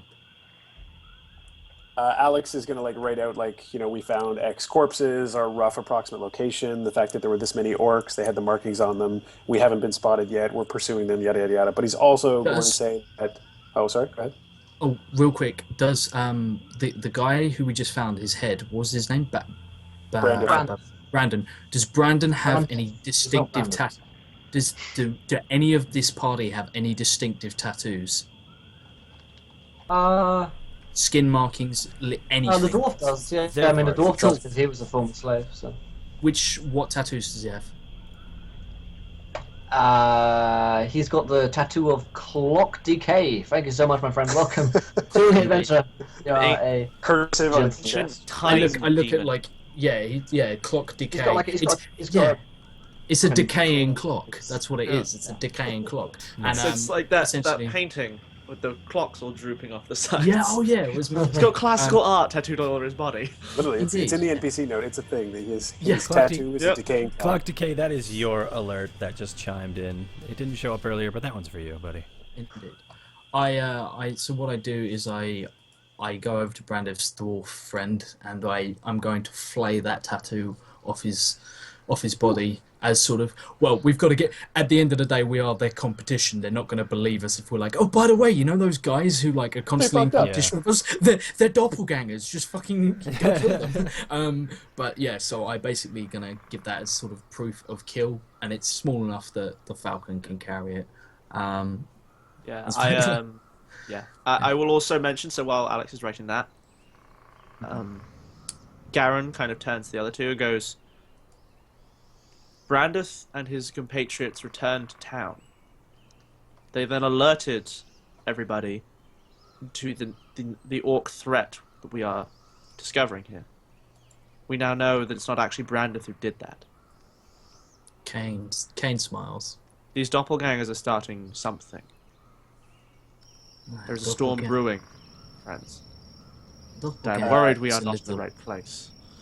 Yeah, Alex is going to be like super thorough in the details and like insinuating, not trying to, throw the other team under the rug, but to genuinely say that a sort of feigned, drunken potential doppelganger of Brandith accosted us before we left. We were traveling with, Caine, and sort of I'll make reference to Caine being, the best tracker in Ironheart in this region, whatever. So there's no way that he could have gotten ahead of us, drunk or not. Oh yeah, no, absolutely not. So that's a problem. So like very thorough, detailed, like trying to be genuine as best as possible. You then strap this huge tome to my Falcon. I'm like, dude, what the hell? Oh no, because he's It's got all in like he's shorthand. got, Yeah, it's all in the text. bajillions of like shorthand in there. That's why we would make him write everything, because he can turn like a paragraph into like 6 symbols, and that will get decoded by Kerith back at base camp. So it's all good. It's all good. So you guys send off the message Yeah. and head following the orcs. So just like right before we head there, like, Yeah. because we want to take one alive, Alex will just say to Caine, you mark the one that we're keeping alive, kind of thing, just so that we all know, so we're not like, who's gonna fucking kill this one, whatever. Sure. So in some way, Caine do the marking of who we're gonna like not kill. Caine draws he's basically got several arrows. All of them have got black feathers on them, except for one which has white sort of feathers, like dove feathers. And he just that arrow is not meant for you. yeah, this arrow is not meant for you. And he just like points to it and then slinks off. He slinks off and completely vanishes, and then realizes you guys are like, he's like, oh right, yeah, you guys are gonna follow me. Comes back. So it's no problem to track the orcs, but if you guys want to remain completely unseen, these guys aren't idiots. This is their home environment. They're pretty used to being tracking around here, and that's one of the kind of innate dangers of the Weald, is that the orcs aren't just these kind of mindless brutes. They are like incredible trackers as well, and they have incredible hearing and senses whilst in these woods. So why don't you guys give me some stealth checks? Plus 10, boys. Plus 10. Plus 10, boys. -2. And for advantage. And I believe I'm at disadvantage because I clunk around in chainmail. Yeah, me too. I'm at disadvantage. Yep. If you guys are just Good thing I tied your fucking boots then. Good thing. you guys are just Yeah. hopping Oh yes. around. What does that do exactly? Gives us a plus 10. Oh right. So okay. Right. +8 then. If you guys are just hopping in for the first time, or just hopping around, or hopping who knows where, then we are here playing episode 1 of Broken Kingdom Season 2. These guys are into the woods, found the dead corpses, as often the corpses are, of some of their kind of riders. People we just spoken to about an hour Yes. ago found them So dead. how can they be here? Yeah. And they have found that these orcs in this Weald have some odd markings upon them. And so if you're new, then do hit that follow button, join us Monday, Tuesday, Wednesday, Thursday, and Sunday. We play D&D. So, who rolled what? I see a 21, I see a 25, I see a 28, and a 20. That looks pretty good. 21 is me. Oh. That 25 Okay. was my second roll. I am the 20 because that's my disadvantage.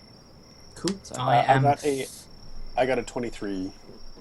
Okay. I got a 32. And Garen. 20. Oh, sorry. What did yeah. you roll Yeah. with that 32? I got a WTF Raffle Stomp. Welcome to the Hey-o. adventure, my friend. You're a gentleman and a scholar, so Wait a thank you second. so much. There it is. Um, The alert. Highland, we're currently playing at level 6, right? Level Yes. 6. Yes. Level 6. I'm not seeing a WTF Ruffle Stomp on any side of this thing. I'm sorry. Oh, it's there. It's there. Well, Keep that's 'cause you're looking. Holland. All right. So you guys are... both had disadvantage on that stealth check? Yeah. Disadvantage. I hit 20. That is well worth one of my 3 spells. Yeah, Yes, yes. definitely. Don't you worry. Welcome, Because Spork. we needed Um, Yeah, because I would So- have gotten 8. Alright, so as you guys are following these orcs very shiftily and shadily through the woods, you notice that they're not speaking to one another. They're barely communicating whatsoever. They're just kind of marching, pretty regimented, pretty. Yeah, this is like I will immediately like inform everyone that orcs don't march like this. This is not natural. This is not of their own doing. So yeah, you'd have certainly seen that orcs more often than not will kind of travel in a bit of a rabble, much similar to you guys, really. You're not kind of marching anywhere. They're just more like a bunch of friends. They're more like a kind of tribal community. So they're Yeah, much they more move- open as well. Yeah, They're they pretty- don't move like an army. They move like Yep. a kind of a band of like Like a pack. Eventually- spread out enough to be aware of each other and like so that they don't get all jumped Yeah. on, sort of that. Yeah, because this is It marching works. order. Hey, Skagos. So yes, as you follow them, you're actually going to be following them for the better part of around half a day, as it kind of comes to dawn, and at this point we're kind of getting towards midday the next day. Your hawk returns to you, Caine. I've forgotten his name. Jeez. Falcon. It's a falcon. Yeah. Daedalus. It's sure it's not Raven. I will murder you. Is it a right now. writing desk though? Just never say Is that. it? Oh god. Sort of. So, yes, it returns to you, informs you that the message has been given, and we can in fact go back to the roleplay screen for this one called if you want. Well, So, yeah. okay. Fine. I want to see my face. This one. Give me a shot. Give me a shot. So you come after about half a day, Just wanna be centered. following these orcs. They do not follow the road. In fact, quickly they go off the road into this kind of dense brush, tangles of thickets. It's incredibly hard to walk through this place without getting your clothes torn up. Thousands of brambles in you. You're probably covered in mud and water from like streams that you've had to cross, and awkward bits of terrain. It's like if you've ever gone for a walk in like a woods that's gone really wrong, but like times that by 100 because it's in D&D. And you come out and you're feeling very tired and Well, so muddy. I Hate hate- is probably fine. obviously. Yeah. I hate Me to, and- I I hate imagine to throw I'm this at not. you, buddy. Difficult terrain doesn't slow your group's travel. That's not It going to just slow you down. automatically but happens when It I just move. annoys Yeah, us. yeah. Yeah, it's certainly Yeah. not so much of a hint. Yeah, not so okay, much of a okay, fair hint We that look there's down just- after I travel, and there's a bunch of burrs stuck to us, and we're like, oh. Yeah. Garen's like Come on. chain, like in between each link of chainmail is like a thorn bush. He like Yeah. fell into at one Yeah. stage. He's just Yeah. like, I- But we made it here on time. But In my head, it's like that scene from Lord of the Rings where like everyone's like wading through snow and Legolas just walks across like Yeah, the surface on of the top of it, snow without yeah. sinking into it. And like basically Kane's just walking along like, what are you guys doing? What are Caine, you Caine would actually probably, doing? Caine would probably come see here, like you that. light-footed ass, and I'll show you. It's like hands crackle with lightning. Alex has like a weird kind of like half smile that he's like trying to like stifle, and Caine probably would have noticed this a bunch that like Alex kind of like fetishizes like outdoor ruggediness just because he like grew up in the city, so he's all like, oh, this is like so uncomfortable. Yeah, we're doing it. Yeah. oh, this is awesome. Look what we're doing. Yeah, So I down can't wait to with write this. Yeah. Such a- Oh, are we supposed to eat this? Is this Hashtag berry no. good enough to eat? Oh, I'm not. Oh, okay, cool. Good to know. He's just like hashtag no makeup. It's beautiful. Yeah, exactly. God. So after following these guys, better part of half a day, this band, at some points they're in sight, at others they're not. They don't stop to kind of rest or eat or anything. and they actually come to a very large clearing, deep within these woods. Super. And you guys notice that it starts to get very, very cold as you follow them into the clearing. I imagine you're probably staying just out of the clearing in more kind of cover to stay hidden, because the clearing is obviously no cover whatsoever. And god damn, it's been like 10 months and Zach is still salty like Jace isn't in existence. TBT, man, TBT.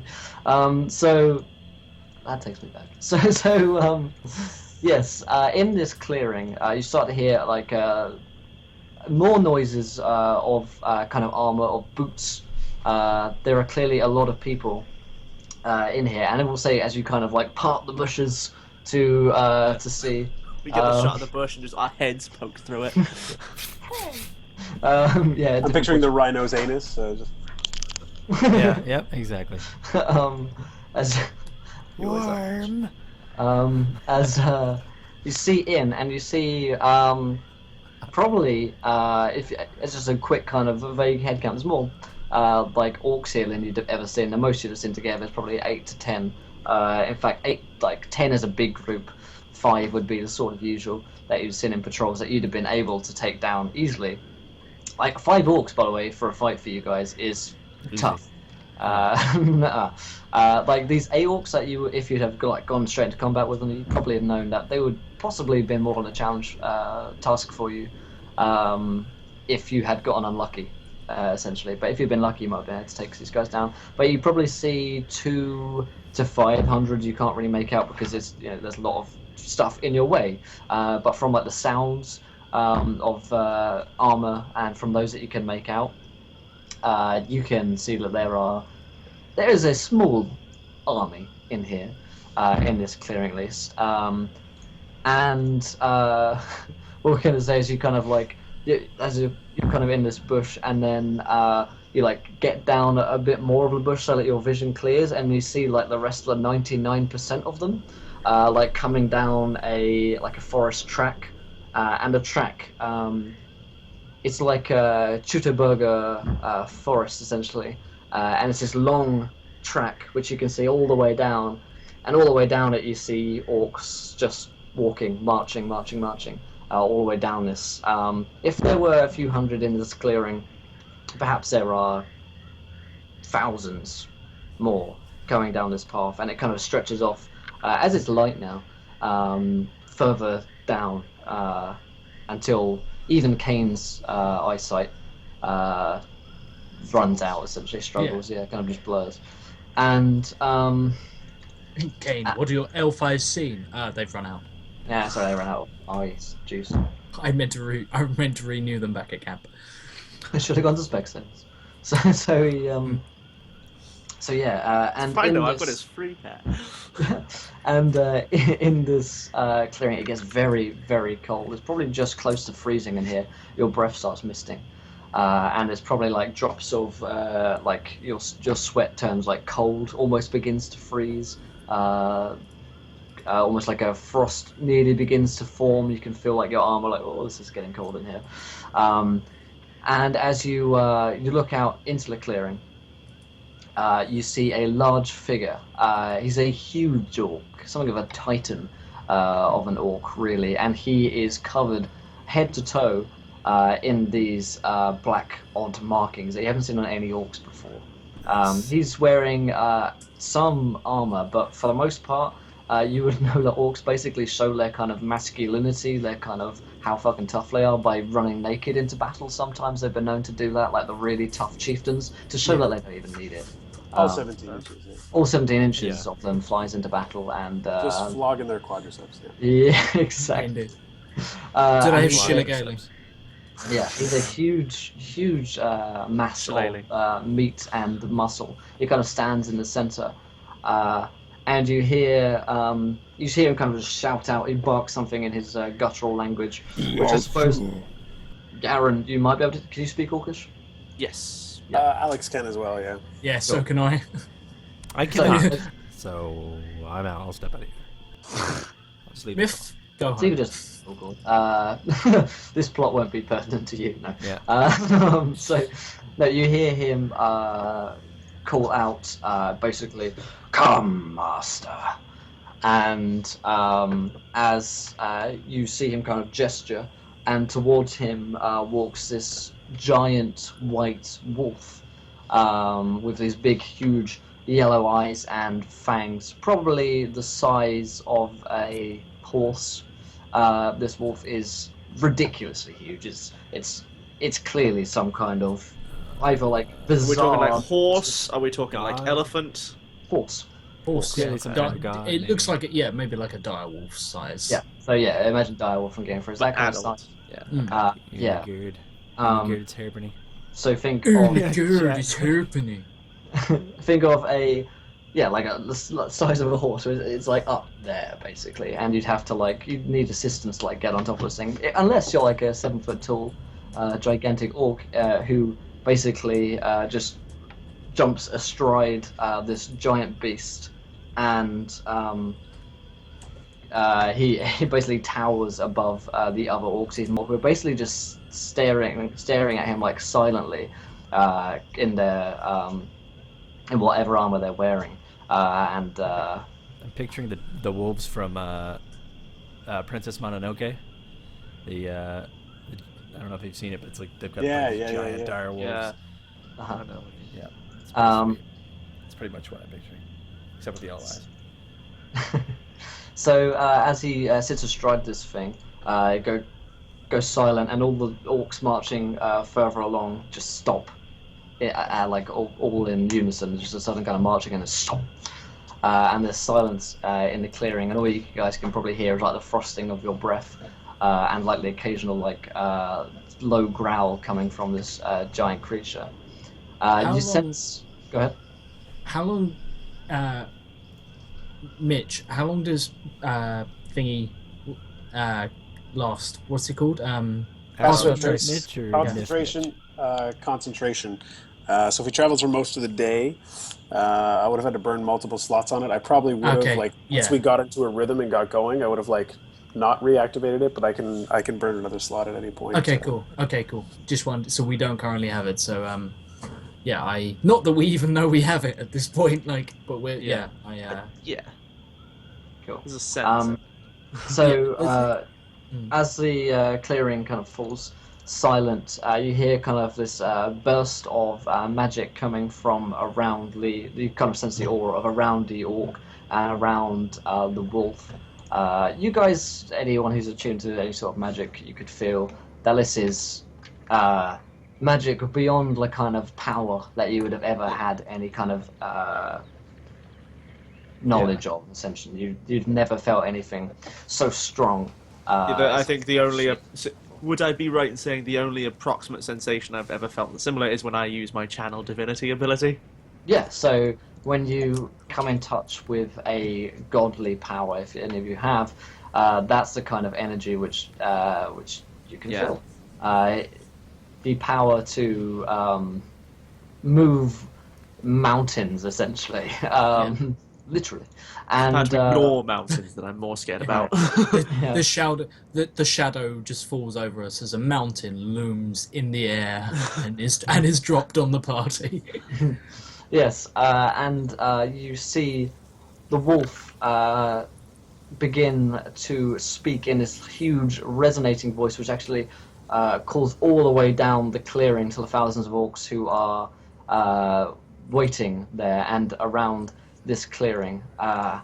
And you hear this kind of wolf howl come out, and it's like a oh, it's been a while. It's been too long. And none of these orcs seem to appreciate what's really happening here. They're just kind of staring blankly at him as the wolf kind of stands up. Unlike us, and unlike people in chat who are not staring blankly. And the wolf kind of rears itself up a little bit, casual shake like a dog, when it's when a dog's wet, and the orc on top has to kind of hold on to the reins pretty hard as he kind of feels the skin which he's wearing once again. And you hear this wolf say, I have returned. Oh, it's good. It's so good. And he continues to say, as you might have noticed, you are all under my command. I am your god. You can call me Moldock. And then you hear the orcs chant in unison, these thousands of orcs, Moldock, Moldock, Moldock. He is risen. He is risen. He is risen. It's a very melodramatic god. Alex wants to get the fuck out of here. Like, he doesn't know who Moldock is, but he knows this is bad news. And if everyone is screaming and making noise, he like makes eye contact with Caine to be like, "This is our cue where we don't have to be stealthy because they're all fucking screaming. Let's get the fuck out of here." I like hold up a hand to like essentially stop panic, and I'm just like, and then I'm gonna pick out our route out of here, like very slowly. I'm gonna knock an arrow, and I'm gonna like essentially motion for everyone to step exactly in my footprints. We are being very quiet when we leave here. So as you're doing so, he says, I think Garen is like not looking at this. He's staring at this creature very much. Yeah. These guys are panicking. Like Garen is, yeah. Yeah.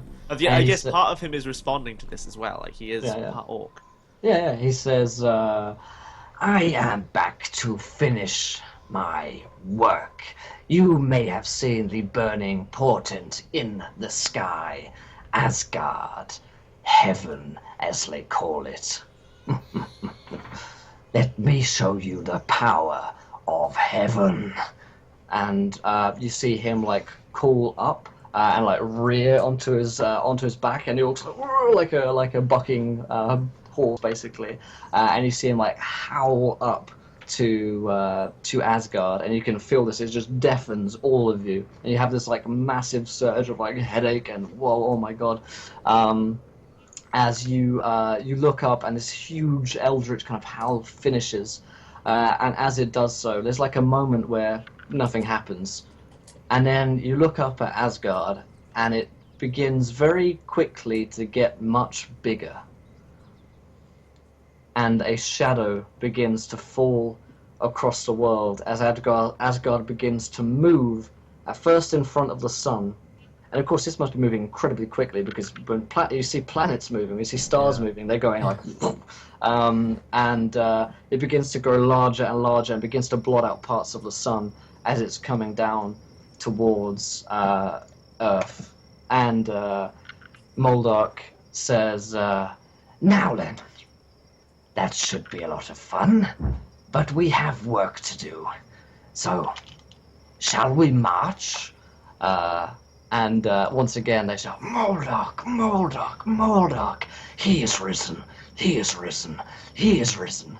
And then he kind of nonchalantly turns around and he says, "We've got a war to fight, boys." And they begin to, as one, set off on a march, as you guys see encroaching upon Atonica, Asgard, at a very sharp rate. At the rate it's coming, you guys may have an hour, maybe. An hour? Yeah, it's getting closer as you look at it. Until a star hits the planet. Okay. Give me a rough, as they all like, in that creepy fashion where they all act in unison and they stand up and they turn and they start marching. Give me a compass bearing. Does it happen to coincide with exactly towards base camp? It's funny you should say that, Finbar. It's funny you should say that. Yes, indeed. You know, it's that they're heading right back home. Okay. Yeah, I mean, Alex. Even if Garen was like watching the show, Alex sort of like made like an aggressive grab at everybody to just be like, now as they were all chanting, Moldock, Moldock, Moldock, there's lots of noise, we don't have to worry about being quiet. Yeah. And he would have blasted past Caine. And Caine, this would be probably the first time that I would like disrespect your like knowledge of tracking, because I would just be like, they're all screaming, I don't need to be quiet, I'm getting as far away from here as I can, as fast as I can, but also trying to get back to camp, knowing that there's an army this close, whichever direction it's going in is an issue for anybody on the continent. So Okay. Yeah. So I think Garen is like Alex, yanks on his like chainmail, and kind of turns, and you see like I think maybe like his pupils going like super large. And it kind of shakes his head, and he starts running after you.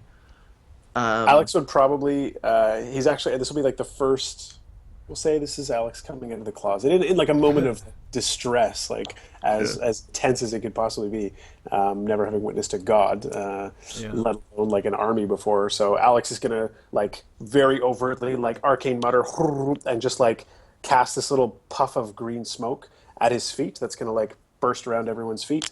And he's going to cast silence. So a 20-foot bubble around him creates no noise whatsoever as he's like running to get the fuck out of here. Nice.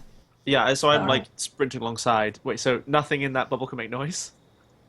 Absolutely nothing. So no audible casting, nothing. Just like Garen's goes to say something. He's like, yeah, like it's like eerily quiet. Like you guys like bash stuff and like it makes no noise. Yeah. Footprints don't make noise. Yeah, like so he sprints up next to Caine, like grabs his shoulder, and I think gestures just a bit off to the side, out of the bubble briefly.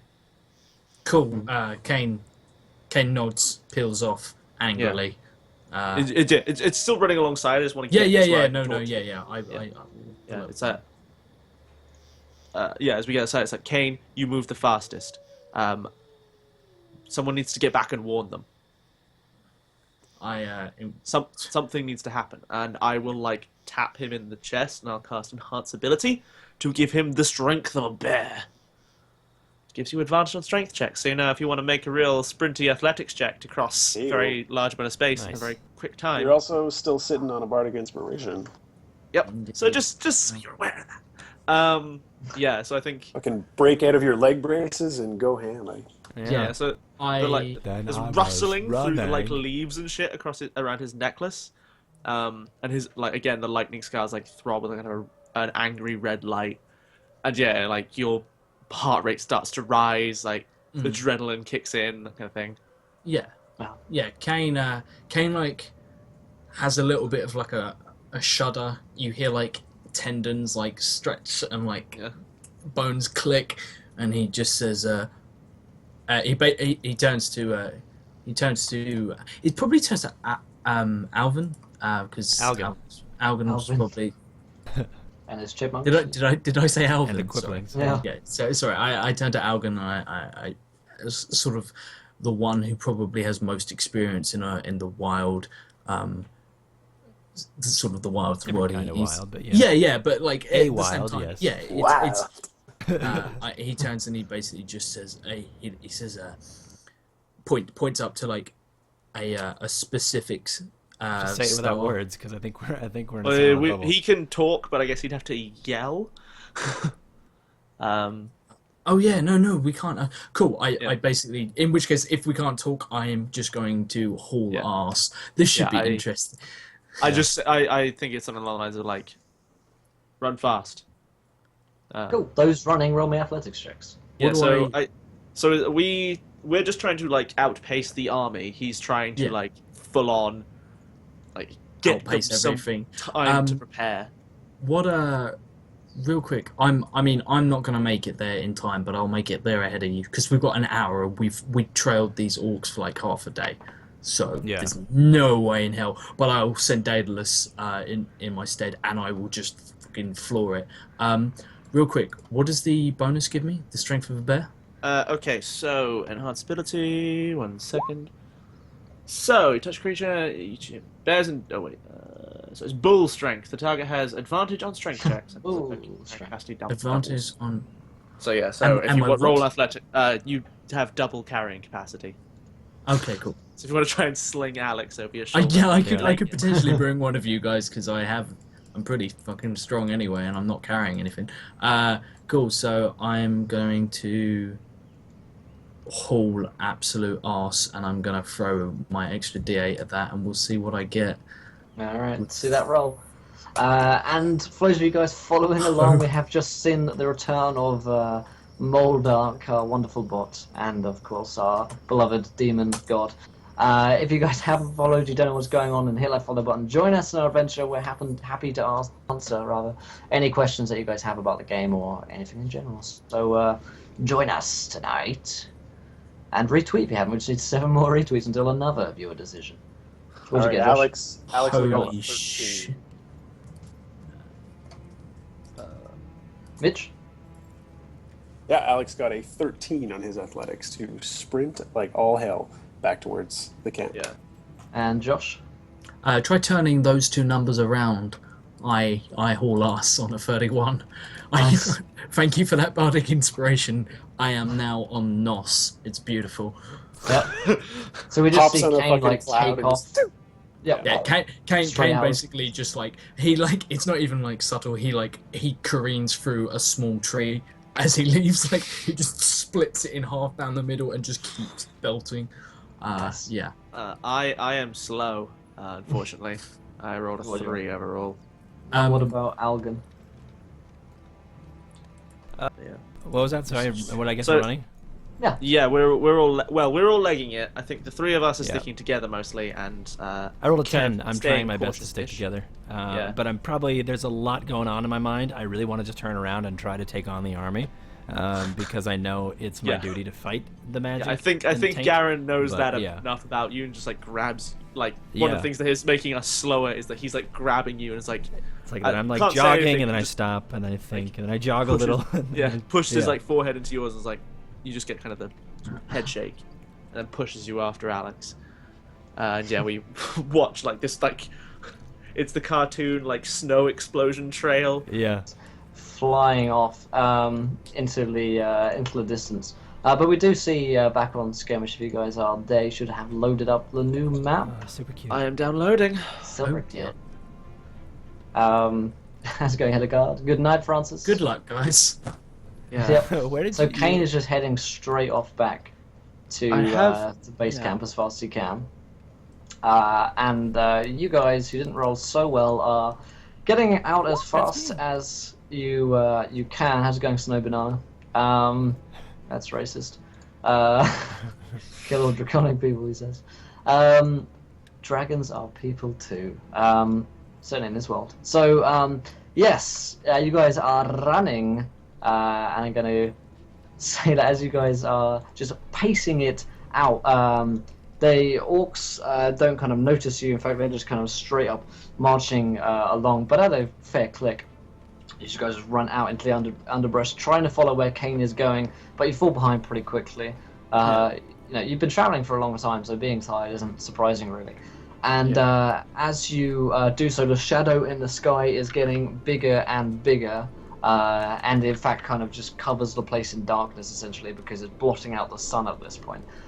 You can tell that the star planet, indeed, which is falling down, appears to be made almost entirely of light, but you can also see like a swirling mist on the planet, kind of forming it like a gaseous kind of mist around of it. So it's a bright kind of, it's almost like second sun as it gets closer and closer and closer. You can tell this thing is clearly washes kind of like an almost like radiant light upon you, and certainly those of you kind of any attuned to divine would certainly feel like, Oh god, yeah. well, I think you've that certainly grown up knowing that this is heaven, so part of This that is where God 3 lives. might very much be that like Garen stops.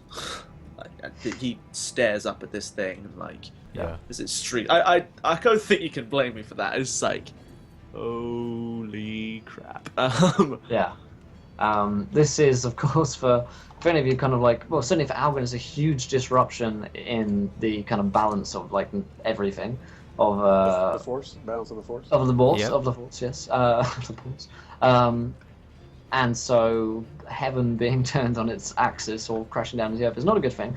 So you have, as you're running, you realize that you have less time. You think you are going to move you guys along up here, just kind of says, "Oh God, we're running!" And then Garen like stops and looks up at the sky. Get out of my way! As You're having fun there, aren't you? Yeah. yeah, I get to play with my little models. And Suddenly understanding the appeal of the tabletop version. yeah, right. Which is version a lot more. As you're coming close, you realize you have like a few minutes before this thing crashes down, and one can only imagine the destructive force this is going to have when it crushes you guys. Like it's certain death, right? So It's gotta be. I mean, it can't be because yeah, it's the thanks, first. Will. It's the first Oh, it's- episode. it's the end. This is a planet killer. yeah, it's You It's actually think one that, shot. You think Troll that, you, that's Chad. really. it's a one shot, and you guys just lose at the end. Chat Of it. successfully trolled. Yeah. Yep. So That's give hype me one more for a athletics one check for three shot. of you guys as you are running forwards. Do what? I'm going to burn. I guess burn. like as like we make that first athletics check and we're like trying to run and Garen sort of stops to look up and Algan's like completely like beside himself, not knowing whether he wants to go back and fight the orcs or sort of turn sideways into the woods to confront any of them.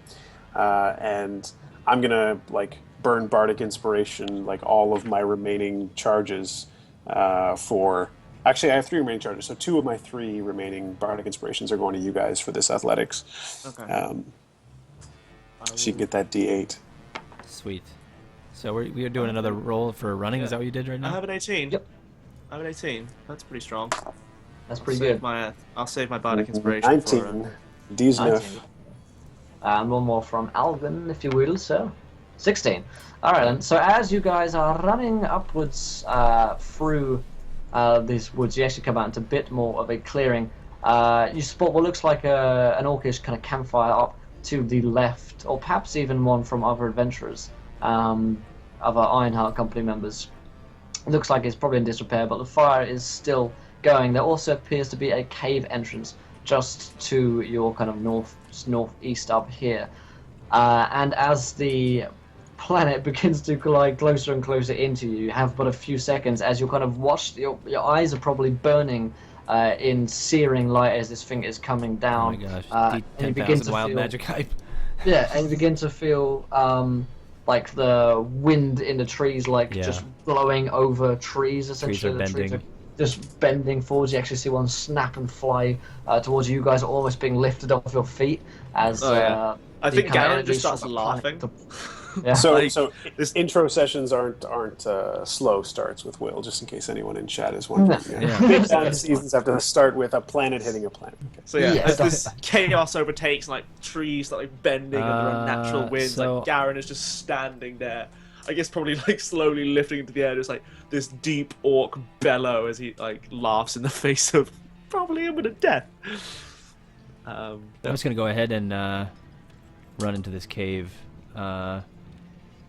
We must find cover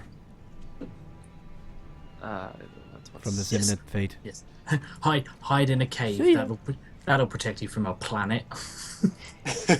Yeah. Yeah, I mean, like we're all sort of running into the cave. I think. Yeah.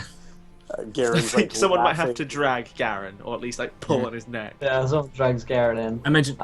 Maybe Algan probably grabs Yeah. your collar. And thank you so much, Bloodstoneler. Thank you so much for the follow, my friend. Welcome. You are a gentleman and a scholar. Welcome to the adventure. So yes, he probably grabs your collar, and then you turn and look at him, and he presses his forehead against yours, and he just goes, "Now's not the time." Very familiar to what you've done to him. I think like the battle lust eyes or something like that. The look and he gets when he's preaching appears in it is like there in Garen's face, and it's like I almost probably slap you to get you to snap out of it, and I'm like, "We must run." he starts yelling as it's like the storm is coming, the old world is being swept away. The will was right. Yeah, so we're all like huddling into this cave, and Yeah. Algan's trying to like calm Garen down, and Garen's like preaching and stuff.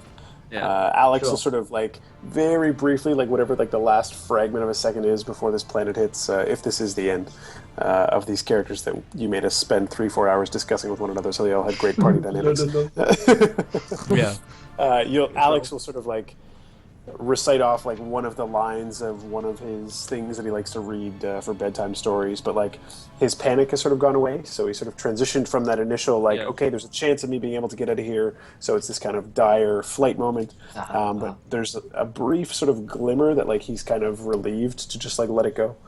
Is this the crashes? If this is the Titanic, is this bit where you play yourself out? Yeah, sort of. Yeah. So, I mean, it's not quite like a fervor, which is like I get a sense that what Garen is like excited, but it's also not quite like the mystic resignation of Algan or the sort of like the detachedness. It's definitely like a personal like, okay, whoosh, like there's a lot of baggage that I can just let go of. And so he goes on and recites his one little line. Yeah.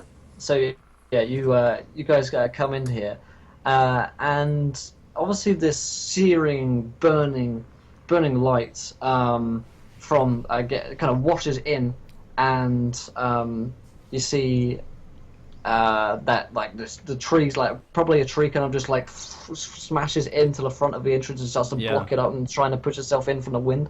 You can get some cover here, but exactly in what do you think? What condition do we see Caine Hollow in as we walk into this room? Just like in the darkness of the corner, I'm imagining is where we see him like curled up in a ball. Josh, Caine is because not... the searing light is like the worst. Caine most brilliant is light. not. Caine's a night guy. He's always been more comfortable, sort of. In the evening, that's when he does all his tracking, and he's that kind of guy. And then suddenly, you guys were like, "Run!" and he was like, "Okay, cool," and he like took off and essentially ran into endless light and death and pain, and he didn't really make it that far because, he's had to take cover from imminent death, and is now curled up, covered with like his cloak. With like white knuckle grip on a blade on his oxtail sword, generally pointed in the direction of like the opening. He's not happy. He's had better days. Okay. So yeah, as this like searing light comes in, I imagine you guys are like running in, and you for some reason you see Caine in this cave, which seems to have been lived in by people at one point or another, and he's just kind of like curled up in the corner. And you've got like a few seconds to describe what you do just before you look out, and the light comes down, and you're about to feel like the momentous crashing of planet into planet. I'm trying to think of like Garen's words in the face of death. But he like spins and kind of stares out into the light, throws his arms wide, and I think says something along the lines of, "We shall find each other in the eye, my friends. This life is only the beginning. This life the storm will fall around us, and we shall persevere." Friends, this life we have is just a false life. For there is no balance between the cosmos. It's like these two completely diverting preachings. Sorry. There is no balance between the cosmos and the life we live and what we are running from. The world will reset itself, and we will be born again. For this is not a just death. I think I probably just close my eyes. Not paying attention to like these actual words, I grab Algan around the neck and like pull him in tight and go, "That is the spirit, friend. On to the next one." What about Alex? As you kind of get like one last look at Atonica before it's engulfed in both light and then darkness as the sun is kind of blotted out, and what does Alex say? I mean, my face when all three of us rolled up preachers of some variety, so we all have books of fucking tomes of shit. No, he would have been like I said, once he got into the cave, so a couple seconds prior, sort of in that resigned mode, sort of reading to to himself. Ooh, Arvor donated £1 inspiration for Josh. Hey, Nice. thanks Thank you so much, Arvor. Arvor. Thanks, buddy. Yeah, so Alex sort of like there's the two extremes in front of him, like everything is balanced and you know death is no thing, as opposed to like chaos and death is a part of things that's sort of natural order. Alex just takes like this middle course again, like having grown pretty fond of this group, and he'll recite his own little diatribe. It is not length of life, but depth of life. The moment we indulge our affections in one another, the world is metamorphosed. There is no winter and no night. Let the soul be assured that somewhere in the universe it shall rejoin its friends and would be content and cheerful alone then for 1,000 years. So sort of whoop, rolls his way back and sort of he's more saying it to himself, reflecting on the fact that he's grown quite affectionate of this banter between these two opposite individuals who seem to think that like when they speak to one another or preach to one another, they're getting through and like they're being heard. But Alex is like intelligent enough to realize that they're preaching opposite things and they should hate each other. But just this like general sort of bond of friendship and traveling and taking risks together sort of like makes them like each other. So he's in like a pretty reflective space where he's like, yeah. Nice. So as we see Every this space kind of... is reflective, Alex. You are always looking into the opposite of what you need. I will will say, say, On Caine, the mouth. Go It's ahead, like, Caine. no! Shut up. My cool message. Caine's final moment is he literally hefts his oxtail sword in one hand and just throws it as hard as he can at the light coming from the entranceway, and just Love the contrast. just screams, "Fuck off!" And then there's like a weird moment where the last thing he on his mind before everything happens is he remembers that his falcon is named Daedalus, but Daedalus is too close to the sun right now, and a single tear rolls down his eye, even though Daedalus doesn't even exist. Icarus and Daedalus don't even exist in 5e, and then the sun hits, and I fucking hate Will. I curse Will with my final breath. It's not the sun, it's heaven, okay. Jeez. So I'm a kind of merciful god. So as I am a generous god. so yes, as we That see Photoshop.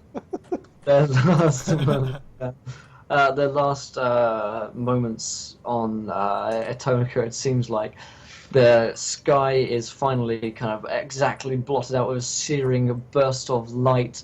All of our characters hear the most tremendous kind of rumble as it grows closer, and it's all Earth's shattering smash, which probably damages all of your hearing irreparably for the rest of time. Certainly your eyes have been like seared by this burning light coming down upon you. It is of course a heavenly light, a godly light, which is never meant to exist upon this very plane of existence. Your skin is never meant to be touched by this light. You're not meant to be breathing in the kind of atmosphere or the air of this planet as it collides with colossal speed, as it just burns up into this ball of fiery mass. And I think we see from like an outside, like long perspective, as if we're in space. And a Dragon Ball Z shot. yeah. And we see just a huge cataclysmic explosion, and all across Itonica from this like landing point where it's kind of burnt up through the atmosphere. There's like this huge spread of dust and just like ripple of energy, both magical and kind of just physical, which bellows across the land. It tears through villages. It tears through walls of castles. Just tears loads down. It knocks like animals flying up into the sky, and people as well, into like kind of like mini like tornadoes which start forming, and across the land ridiculous weather patterns immediately start coming into effect, as forces which come together which were never meant to be together kind of just inject themselves into the magic of this land.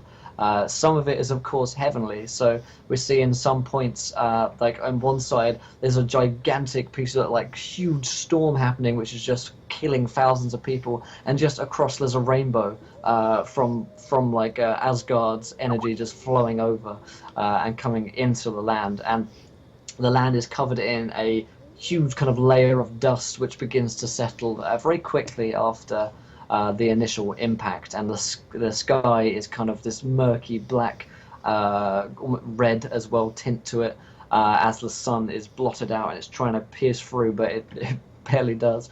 There is now basically a planet has kind of dug its way into a Tonica.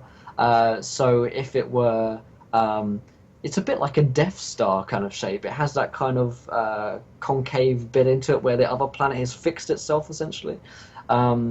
So if you got two like sticky tennis balls and stuck them together, with one being smaller than the other, this is Asgard, and this is a Tonica essentially. So just for the sake of myself, like relative size of Asgard, are we talking like just The moon? just a little smaller planet? We're talking like a moon? Are we talking like the Death Star? Like it's by a the big time comet? by the time that Asgard has kind of burnt up through the atmosphere, you're probably looking. It's probably half the size of a Tonica. It's huge. Okay. So it's not like Gravity's fucked. So- Yes. So, real quick, Mitch, I know you're complaining about the contracts, but just to clarify, we were all given tasks by a GM for remembering things for the party, and Will gave me remembering landmarks. Go fuck yourself, Will. I mean, I don't know. Remember, I don't know what I've good- literally, I don't know like, what good been- all these NPC notes. Like I literally have like fucking. I'll see if I can put. I got like sticky notes for every goddamn NPC, and they're all dead. So That's nice. I all mean, of we my haven't plot points gotten any loot still yet, so stand. I'm gonna be clear. Yeah, guys. I've written up Quite a big. massive amount of like detail on like Oxenhold, Strokstead, and like everything you've said, I've written down, and then you're like, they're all dead. They're all dead. I haven't said that Shockstead is burned or dead yet, but certainly it doesn't look like it's gonna it go just got hit well. by a moon. Yeah. Yeah, it happens every now and again. Shockstead's had worse. I mean, sometimes when there's a big match on, things get pretty rowdy. There's a big blood sport game going on. But yes, in terms of the four players that we see, tunnel entrance is obviously just collapsed down inwards. You guys immediately are kind of like chucked against the wall, knocked out against the stone, as the force of energy kind of ripples through. There's a huge cave-in which like comes down all around you guys. You're helpless to kind of stop any of this huge masonry falling down upon and around you guys, and we find you just kind of covered in all this rubble and mess, as who knows how much later we actually see you guys beginning to like wake up in any capacity. It might be like Garen just there, like kind of twitches and like slams his hand into his own chest and causes like healing magic through it. Yeah. And I see him like, I think maybe like a stalactite that like fell through his like stomach like pushes itself out, and like the wound closes up, and he's like and then kind of shuffles through the rubble and slowly starts like finding his friends. Real quickly, I just have to say, in my head, I've got this image of like Moldock just like sat there looking at this, and then Will is just standing next to him with a clipboard, and Moldock's like, I really thought they'd stop that.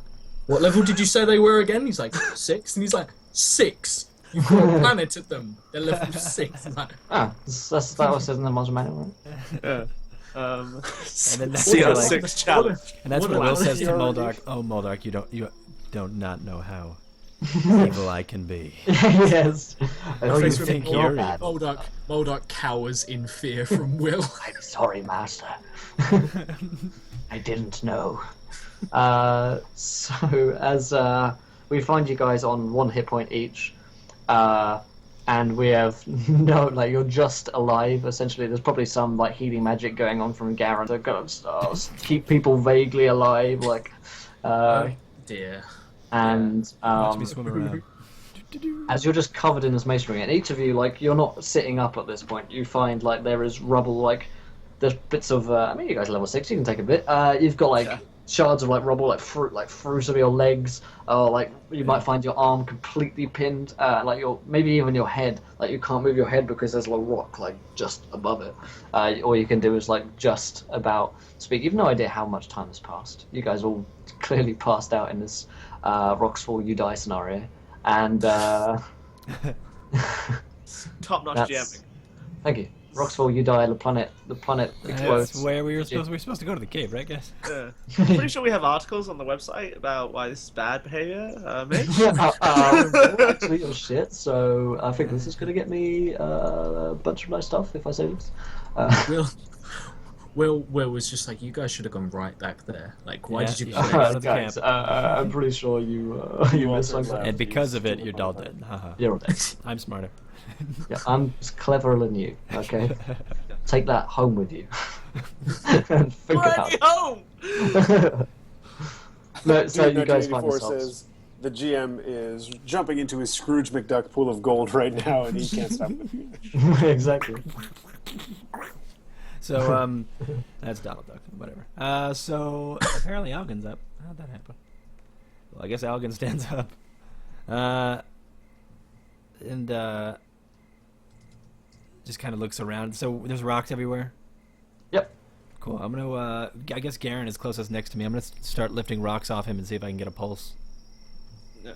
I think so, yeah. You like, check and like, grab your arm, like the frantic look in my eye, and like healing magic pours into your body. Yeah. So we're all on 1 hit point, so I heal you for, I believe it's a D8 plus my... Oh, what a nice guy. I heal you for 7. In panics, he heals me instead of himself. I've healed myself enough, but like, I see this like bloodied, dusty corpse like trying to grab me. I'm like, undead, heal it to death. Oh, it's my friend. Thanks. I'm gonna take my quick bio break right here, guys. Whilst you tell me what on earth you're doing, you can have a little scene chatting together. Alrighty. After we fucking wake the fuck up, yeah. So, so I like. Kieran, you've got healing. I've got a bit of healing too. So Algan like pulls me up as I like fix him, and I like slowly like turn around, like vision still incredibly fucked, and so, Alex, Jesus. Yeah, well, I mean, we've all like just had a massive amount of dust and shit. None of us have good voices. We got hit by a moon. We literally got hit by a moon. You have no frame of reference to know that whatever he's going to do is inappropriate. Anything you could say is legit. Because wow, that was okay, Finn. You're going to go with that choice. I just wasn't ready. That's all. Yeah. So he staggers over, and like goes to like shove a rock off of the top of Alex.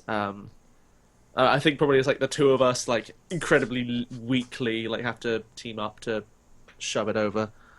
And yeah, I'll heal Alex as well while I'm here. Cool. Yeah, he'll be sort of conscious and like half buried. I'm actually thinking, and like this is super anti min-maxer, which is why I like it. I think I might actually give Alex a limp now because he was faking limp. He was faking this limp in his right leg his whole life to kind of like throw people off that he was actually like sweet at combat with this little Caine. And he was like faking, and then every time he got into a fight, he would like break out. Now he's limping with the other leg. He's like, yeah, but like now he has like an actual limp. I'm thinking about it. I'm thinking we'll see. I don't know if I want to take like disadvantage. I think at the moment we're all limping. Yeah, we're all pretty fucked. I think we'll see how it goes. Like. But yeah, so you get healed for 9, Mitch. Cool. So Alex, and I will. Yeah, I healed myself as well, so I'll do. And I healed 10. Damn. Yeah. So and you're at 8 now. So yeah. So I guess like the three of us kind of like slowly turn, feeling a little better, and look towards where Caine is buried. Right? Yeah, I imagine like Caine was like curled up on the floor, so you guys were probably like standing in your last moments, but Caine just got like buried under like a huge mountain of rock. So yeah, he's entirely like. You can't help me. I am stuck underneath a rock. She was only it's Michael 15. Caine, right? She was. I'm just like you were. Perfect timing. You were only supposed to blow. I know. Bloody heaven up. You were only you were only supposed to blow a bit of heaven up. 3 retweets, holy crap. 3 retweets? That's really hard to say. 3 tweets. 3 tweets? 3 tweets. 3, oh my gosh. Garen Anyway, will, like, retweets away from a viewer decision, guys. go to Twitter, click that we are live with the Broken Kingdoms tweet, and let's get another viewer decision at 30 retweets. And hit that follow button if you haven't already. Yeah, I can do it. Come on. So Alex, he's so surprised to be alive, and that any one of his very close friends is alive at all. He's going to burn all of his spell slots on healing, straight up all of them. Do it. So we can do 4, 5, 6, 7, 8, 9, 10. I can cast 10 Cure Wounds, 4 of which are going to be at higher levels. So there's going to be 1 at second level, 3 at 3. And then 4 at level 1. So yeah, let's spread the love. Spread it all around. I mean, is this I assume this is one of the three of us because we probably have to dig out Caine a little bit. Yeah. So it's in the and Alex will say something to the effect on the first time he let's say because we have to dig out, he'll look to Garen's arms to make sure that your hands are good, so that you can dig as effectively as possible in case you get broken fingers or a fractured forearm or wrist or something. So he'll make sure your arms are all good, and he'll sort of look you in the eye and say, "Lick you in the eye." Look you in the eye and say, "No more pretense for the undead," and he'll visibly give you a Cure Wounds spell on all up your arms. So, how does Cure Wounds feel to you, Caine? No, you do it this is to make sure that Garen can unbury Caine. Yeah, I'm buried, dude. Yep, you're all buried apparently. So I will give. I guess I'll give 2 level 3 Cure Wounds to start on Garen. So 3d8 plus 4. Nice. Okay. Also, shout out to Cleric of Cord. Thank you. Good to see you back. 3d8 plus 4. It's been a while. It's been a while. It's been too long. So that's 19. So that takes me up to. I was on 11. I'm full off that one actually. So yeah, he just he rolls his net back and his voice he taps his chest. Just from one cast, cool. Yeah, and he kind of looks at you and he's like, Yeah, No, you're you like, I cast 10 of these healing things. It's dude, we don't need 10. yeah, it's Well, no, level 6. Alex is gonna spam it till everyone's all right. So, he'll make sure you're all good on that one. So that gives him 2 more of those. Cool. So, and then I start. So I set to pulling boulders off of pinned Caine. Sure, I no need to roll because after a while you guys are just gonna make it through. Essentially, So yeah, we find Caine basically buried still, just kind of claw him out of the rubble, and I guess you guys kind of wake him back to consciousness. I pull I think maybe it's I pull a rock off of top of one rock off him and find maybe a hand or a bit of his face. I grab. I think I go to grab him by the side of the head and the pulse of healing magic starts in my hand. Cool. Caine, are you full unconscious and I just do this, or what happens to you?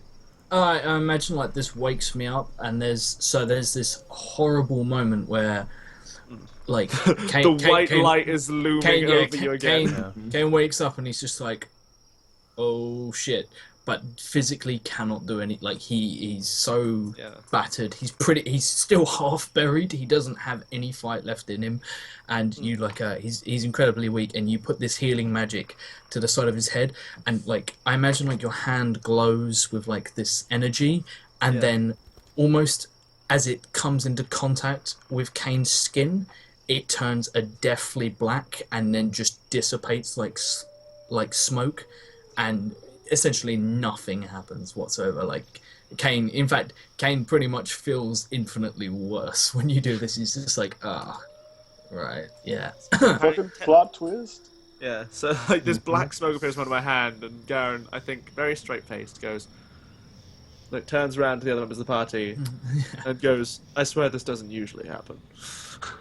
Yeah, you can probably see that Caine has his eyes are completely bloodshot after you do that as well, intensely bloodshot. Yeah. Help me dig him out. If the healing magic doesn't work, I'll use traditional medicine. Yeah, I mean, at this point, I guess while you were doing that, Alex had been trying to dig out Algan. So, like, how buried was Algan, I guess? I think Algan already was the one who woke me up, so we're all good. Yeah, I think Cool. Yeah. So, Algan, like, while they're doing that, I'll sort of, like, again, similar sort of no pretense. I won't say anything to you because you seem to just, like, process information and not need the sort of digressions of it. So he'll, like, robot. give you some serious healing. So start off with a 3rd level, so 3d8 plus 4. See how that feels, man. 3d8 plus 4. Indeed. Oh man. So yeah, we pull Algan out. We heal him a bit. We pull Caine out. See his bloodshot eyes, and the traditional magic doesn't seem to work. And his rubble begins to clear. You're probably just walking on rubble. I reach into my presumably very battered bag and pull out all these crushed herbs and things and start setting about doing medicine the old-fashioned way. Caine at this point, they're almost unable to stand with his own weight. He I think he props you against a boulder, and I guess he's got his hands near to your face and neck as he's applying pulses and things like that. Caine basically just looks at you and says, that was a sentence. Yeah, no, he's just like, it won't help. Well, you've got a better suggestion. It's I guess that the stinging sensations of antiseptic applied to open cuts happen. So, but these will get infected if they aren't treated. I look at you and I just say, it is an infection that is going to kill me. And then he sighs and turns to the group and says, there's only one thing that will sustain me. Garen is just kind of ignoring you at this point and still just applying poultices and bandages and things like that. Yeah. I guess at this point, Alex is sort of coming over, having healed Algan slightly, and he's super concerned, and he sees the weird friggin' scorched black burn marks and stuff on your wrist from where Garen tried to heal you, and he's sort of just quite quizzical, has no idea what the hell you're talking about, not a whole lot of exposure with magic or anything weird, and just says, what do you need? I need blood. There's a pause. Yeah, do we need to roll Arcana checks, or are vampires common lore enough? Roll me an Arcana check to know exactly in this world what you know about vampires. I probably knew. I probably know that because I'm from another I rolled a 10. There's only one thing that will sustain me. Disco. Bacon. I must. You heard me. Disco bacon. Bring it to me. Okay, who rolled well? 22, natural 20. Bitches. Oh, Fucking shit. so you rolled a 10, did you, Alex? Yeah. No, Alex No. rolled a nat 1. On that one. Nice. So Alex With your modifiers, you might still know more than me. Yeah, no, on a nat 1, it's just nothing at all comes up. Yeah. So yeah, on a nat 1, Alex, you probably have some misconceptions about exactly what vampires are. So, Algan... You don't sparkle in the light. You're not a vampire. Hang on a minute. It's probably what This I isn't think. romantic I'm from at the all. Feywield. I probably think everything sparkles. Who rolled the nat 20? This guy. Algan. So, Algan, you would know that vampires in this world, you probably just read about them academically because you don't get them in the Feywield. You would know that they do, of course, feed off blood. They are creatures of the night. Full-blown vampires can even summon creatures. They can create thralls and other people to vampires under their control. You'd also know that they kind of are very much shunned by society. They're kind of like legends. People don't necessarily believe that they exist. I mean, they've got enough problems to deal with along with vampires. Garlic has no effect. They can enter through people's doorways without permission. That doesn't matter. They can walk across running water. They don't care. But you would know that clearly from what you know about Caine, he's not a full-blown vampire because he would just probably be dead from what happened if he was. Yeah, there's literally no way I could have survived. Well, the good news is all the vampires are deceased, so that's good. Yeah, right. So on a nat 20, I'm going to say you know a fair amount of not just vampiric, but also kind of lycanthropic, all sorts of diseases that you probably read up on. Oh, that's good. And so who in the party is a lycanthrope? Right. So as you're kind of expecting Caine, he's clearly not a full vampire. He's probably a Dampier, as they're known, basically half vampires. And you, after this huge burst of kind of radiant energy, you notice Alex, who's been well, he rolled on that one, and he's also kind of been looking at what on earth is going on with Caine.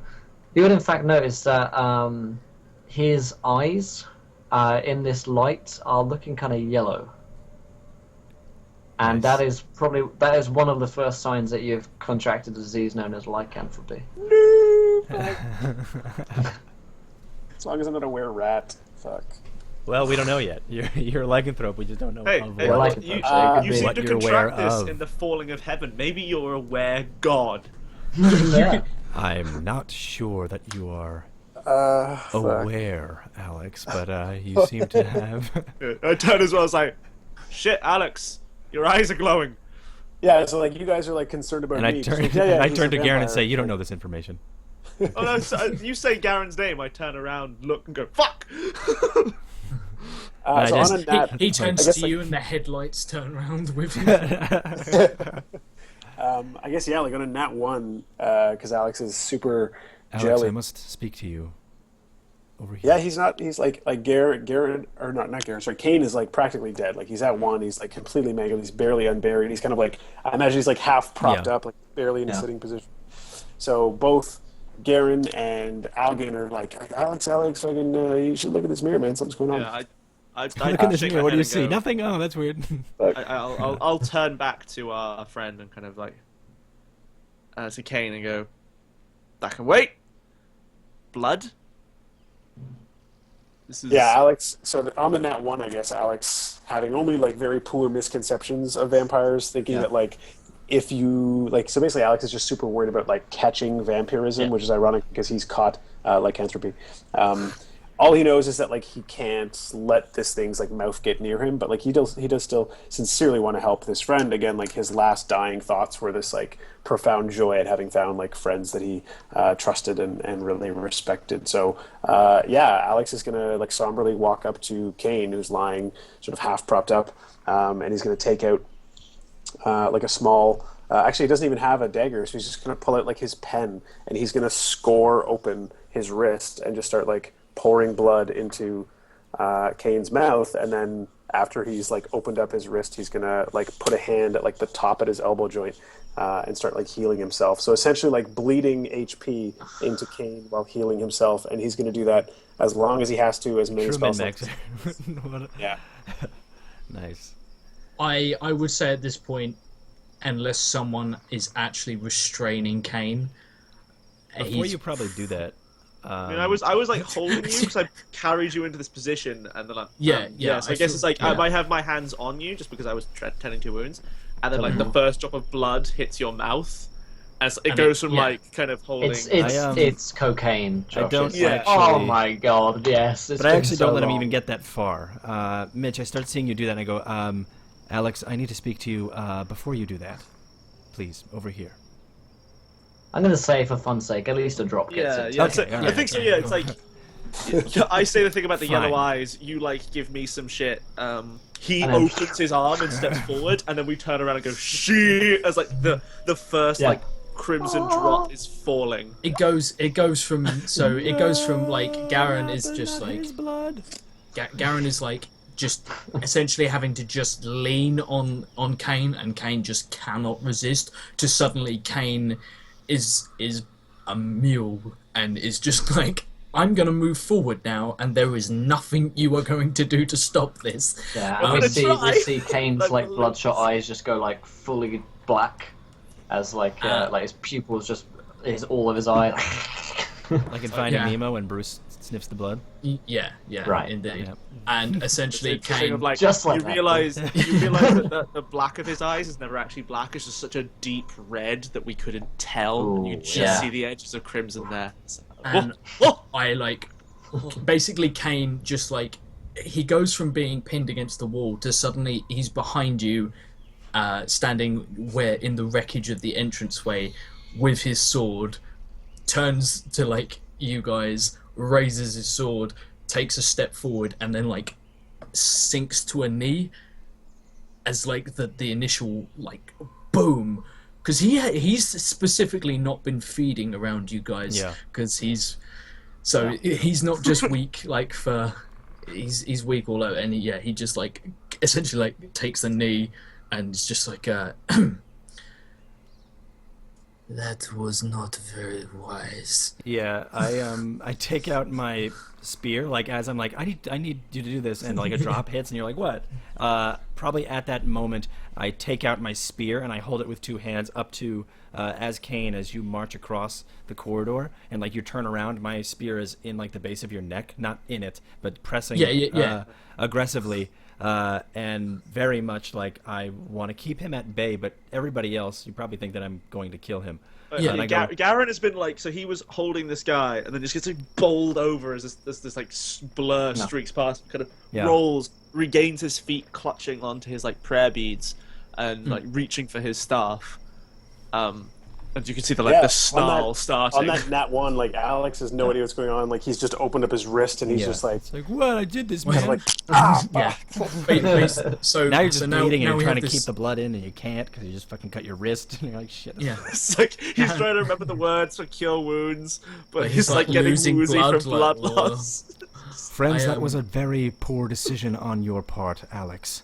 So essentially, right now you have like the tip of the spear pushing into Caine's neck, and Caine is like leaning into it and letting the spear like slice into his neck, and he's just like very he's just like, fucking bring it on, mate. Like, but it doesn't do anything because it's like you're just it's like you imagine like it like starts healing slightly around like this, but it's still in my neck, and then like Caine just suddenly drops his sword and backs up, looking like he goes from like, I'm gonna murder you because I'm a cokehead, to suddenly backing up and just being like, what the fuck have I just done?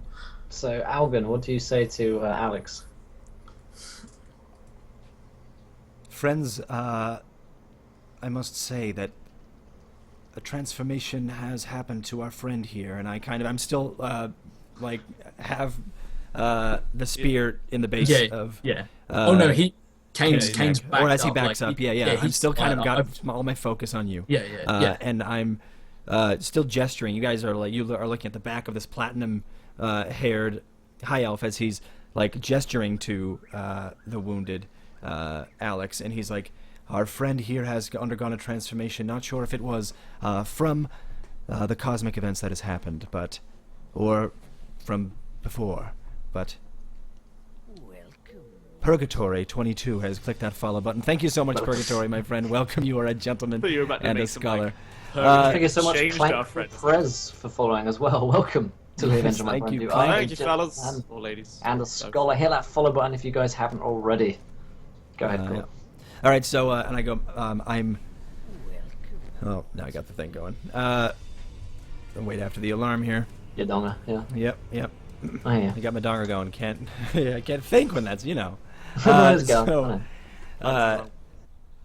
undergone a transformation, that of a disease called lycanthropy. I'm not sure if you know of what this is, but he in fact is a were creature of some sort. It is in the early stages, but feeding a vampire lycanthropic blood. Wait, what now? I thought Caine was the like. Yes, he is. Look into his eyes, Algan, or ask me, Alex, please, your attention here. And I just assume that you're like trying to like concentrate on keeping your blood in? Yeah, I mean, like for funsies, I'm just gonna say that my nat 1 on what a vampire is also applies to what a lycanthrope is. Like I have no idea what the fuck's going on. Yeah. I'm just kind of like now like healing my slit wrist and just like giving you like a cockeyed, and it's like almost like when a dog gives you like the cockeyed confused face. Like, Yeah. yeah. And you guys see his like his all white eyes with black slits, and of course the wolf is baying in the background noise, which is awesome. And I'm referring, and I go, see his eyes. They are a clear tell of lycanthropy, and lycanthropy, if you don't know, is more commonly known among humans, Alex, as a werewolf or a werebear or a were-rat. The creature of the night is not only within Caine, but also within you. What you have done just now. I'm sorry to interrupt, but we just hit 30 retweets. We've got to get this in quickly because we've got to end this show. We've got like 3 minutes for review decision, guys. Quickly get your decisions in. Get what you want to happen next in very quickly. We'll vote on them as quickly as possible. Go, as soon as we can, because we're on a tight schedule tonight. We've actually got something exciting happening after this show. So like I want to keep it on time because we've got something to go and tell you guys the exciting news that we've been trying to tell you for weeks and weeks, and I've been teasing you with. You guys don't have to go anywhere after stream. I'll be keeping a thank you screen up while we get ready for that. Yeah, I think a lot of these are suggestions of what my were should be. So I'm seeing were panda, were bear, were goat, and were horse. I don't know. If you could just take the first if you could just take like the first 5 or something, Gareth, just take them quickly as we can. First comes first served. Yeah, that's actually good to actually where he is. Cynic for following. Welcome to the adventure, my friend. You're a gentleman and a scholar, sir. Hit that follow button if you guys haven't already. Oh my gosh, thank you. That's lovely. Awesome. So lycanthropy is obviously where creature. The only creature on the night within us now is not just Caine. Your blood consumed by him is just a recipe, another cocktail for an apocalypse like what we just witnessed. Yeah, Alex is just gonna do that again. He's just gonna sit down and like stare blankly at like the rubble in front of him with his weird ass eyes. I think that like they're like not fit well. They're not contacts that are fitted well. They're kind of like a walleye, like a little bit. You blink and they start to adjust. So Garen flips his staff, thrusts it towards the like cave wall, and is going to cast Shatter. And he'll use his channel divinity to roll maximum damage on this, so it does a fair whack. And I'm attempting to break through to the outside, Will. Yeah. So like this massive crack of thunder, as like his eye like pulses with lightning, and this this crack of thunder and this stone wall collapses. And Garen, all right, the link is in. Everyone go. Let's go. All right, we got to do the quickest viewer decision we ever. I'm so waiting for the bubbles. Bubbles there. I don't think it's time for bubbles.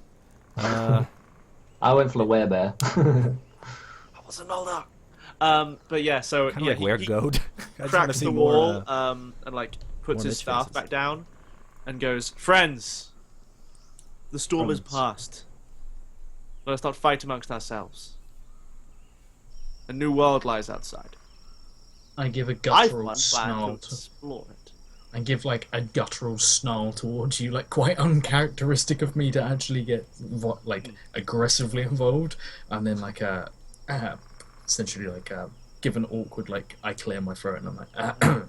But yeah, so I have a question for Will. So I smashed through this wall with the power of thunder, and yeah, what which is just Sonic, so you don't really go outside for the club. Oh my god, this vote is so close between the werebear and the weregoat. It's incredible. One's badass, one's hilarious.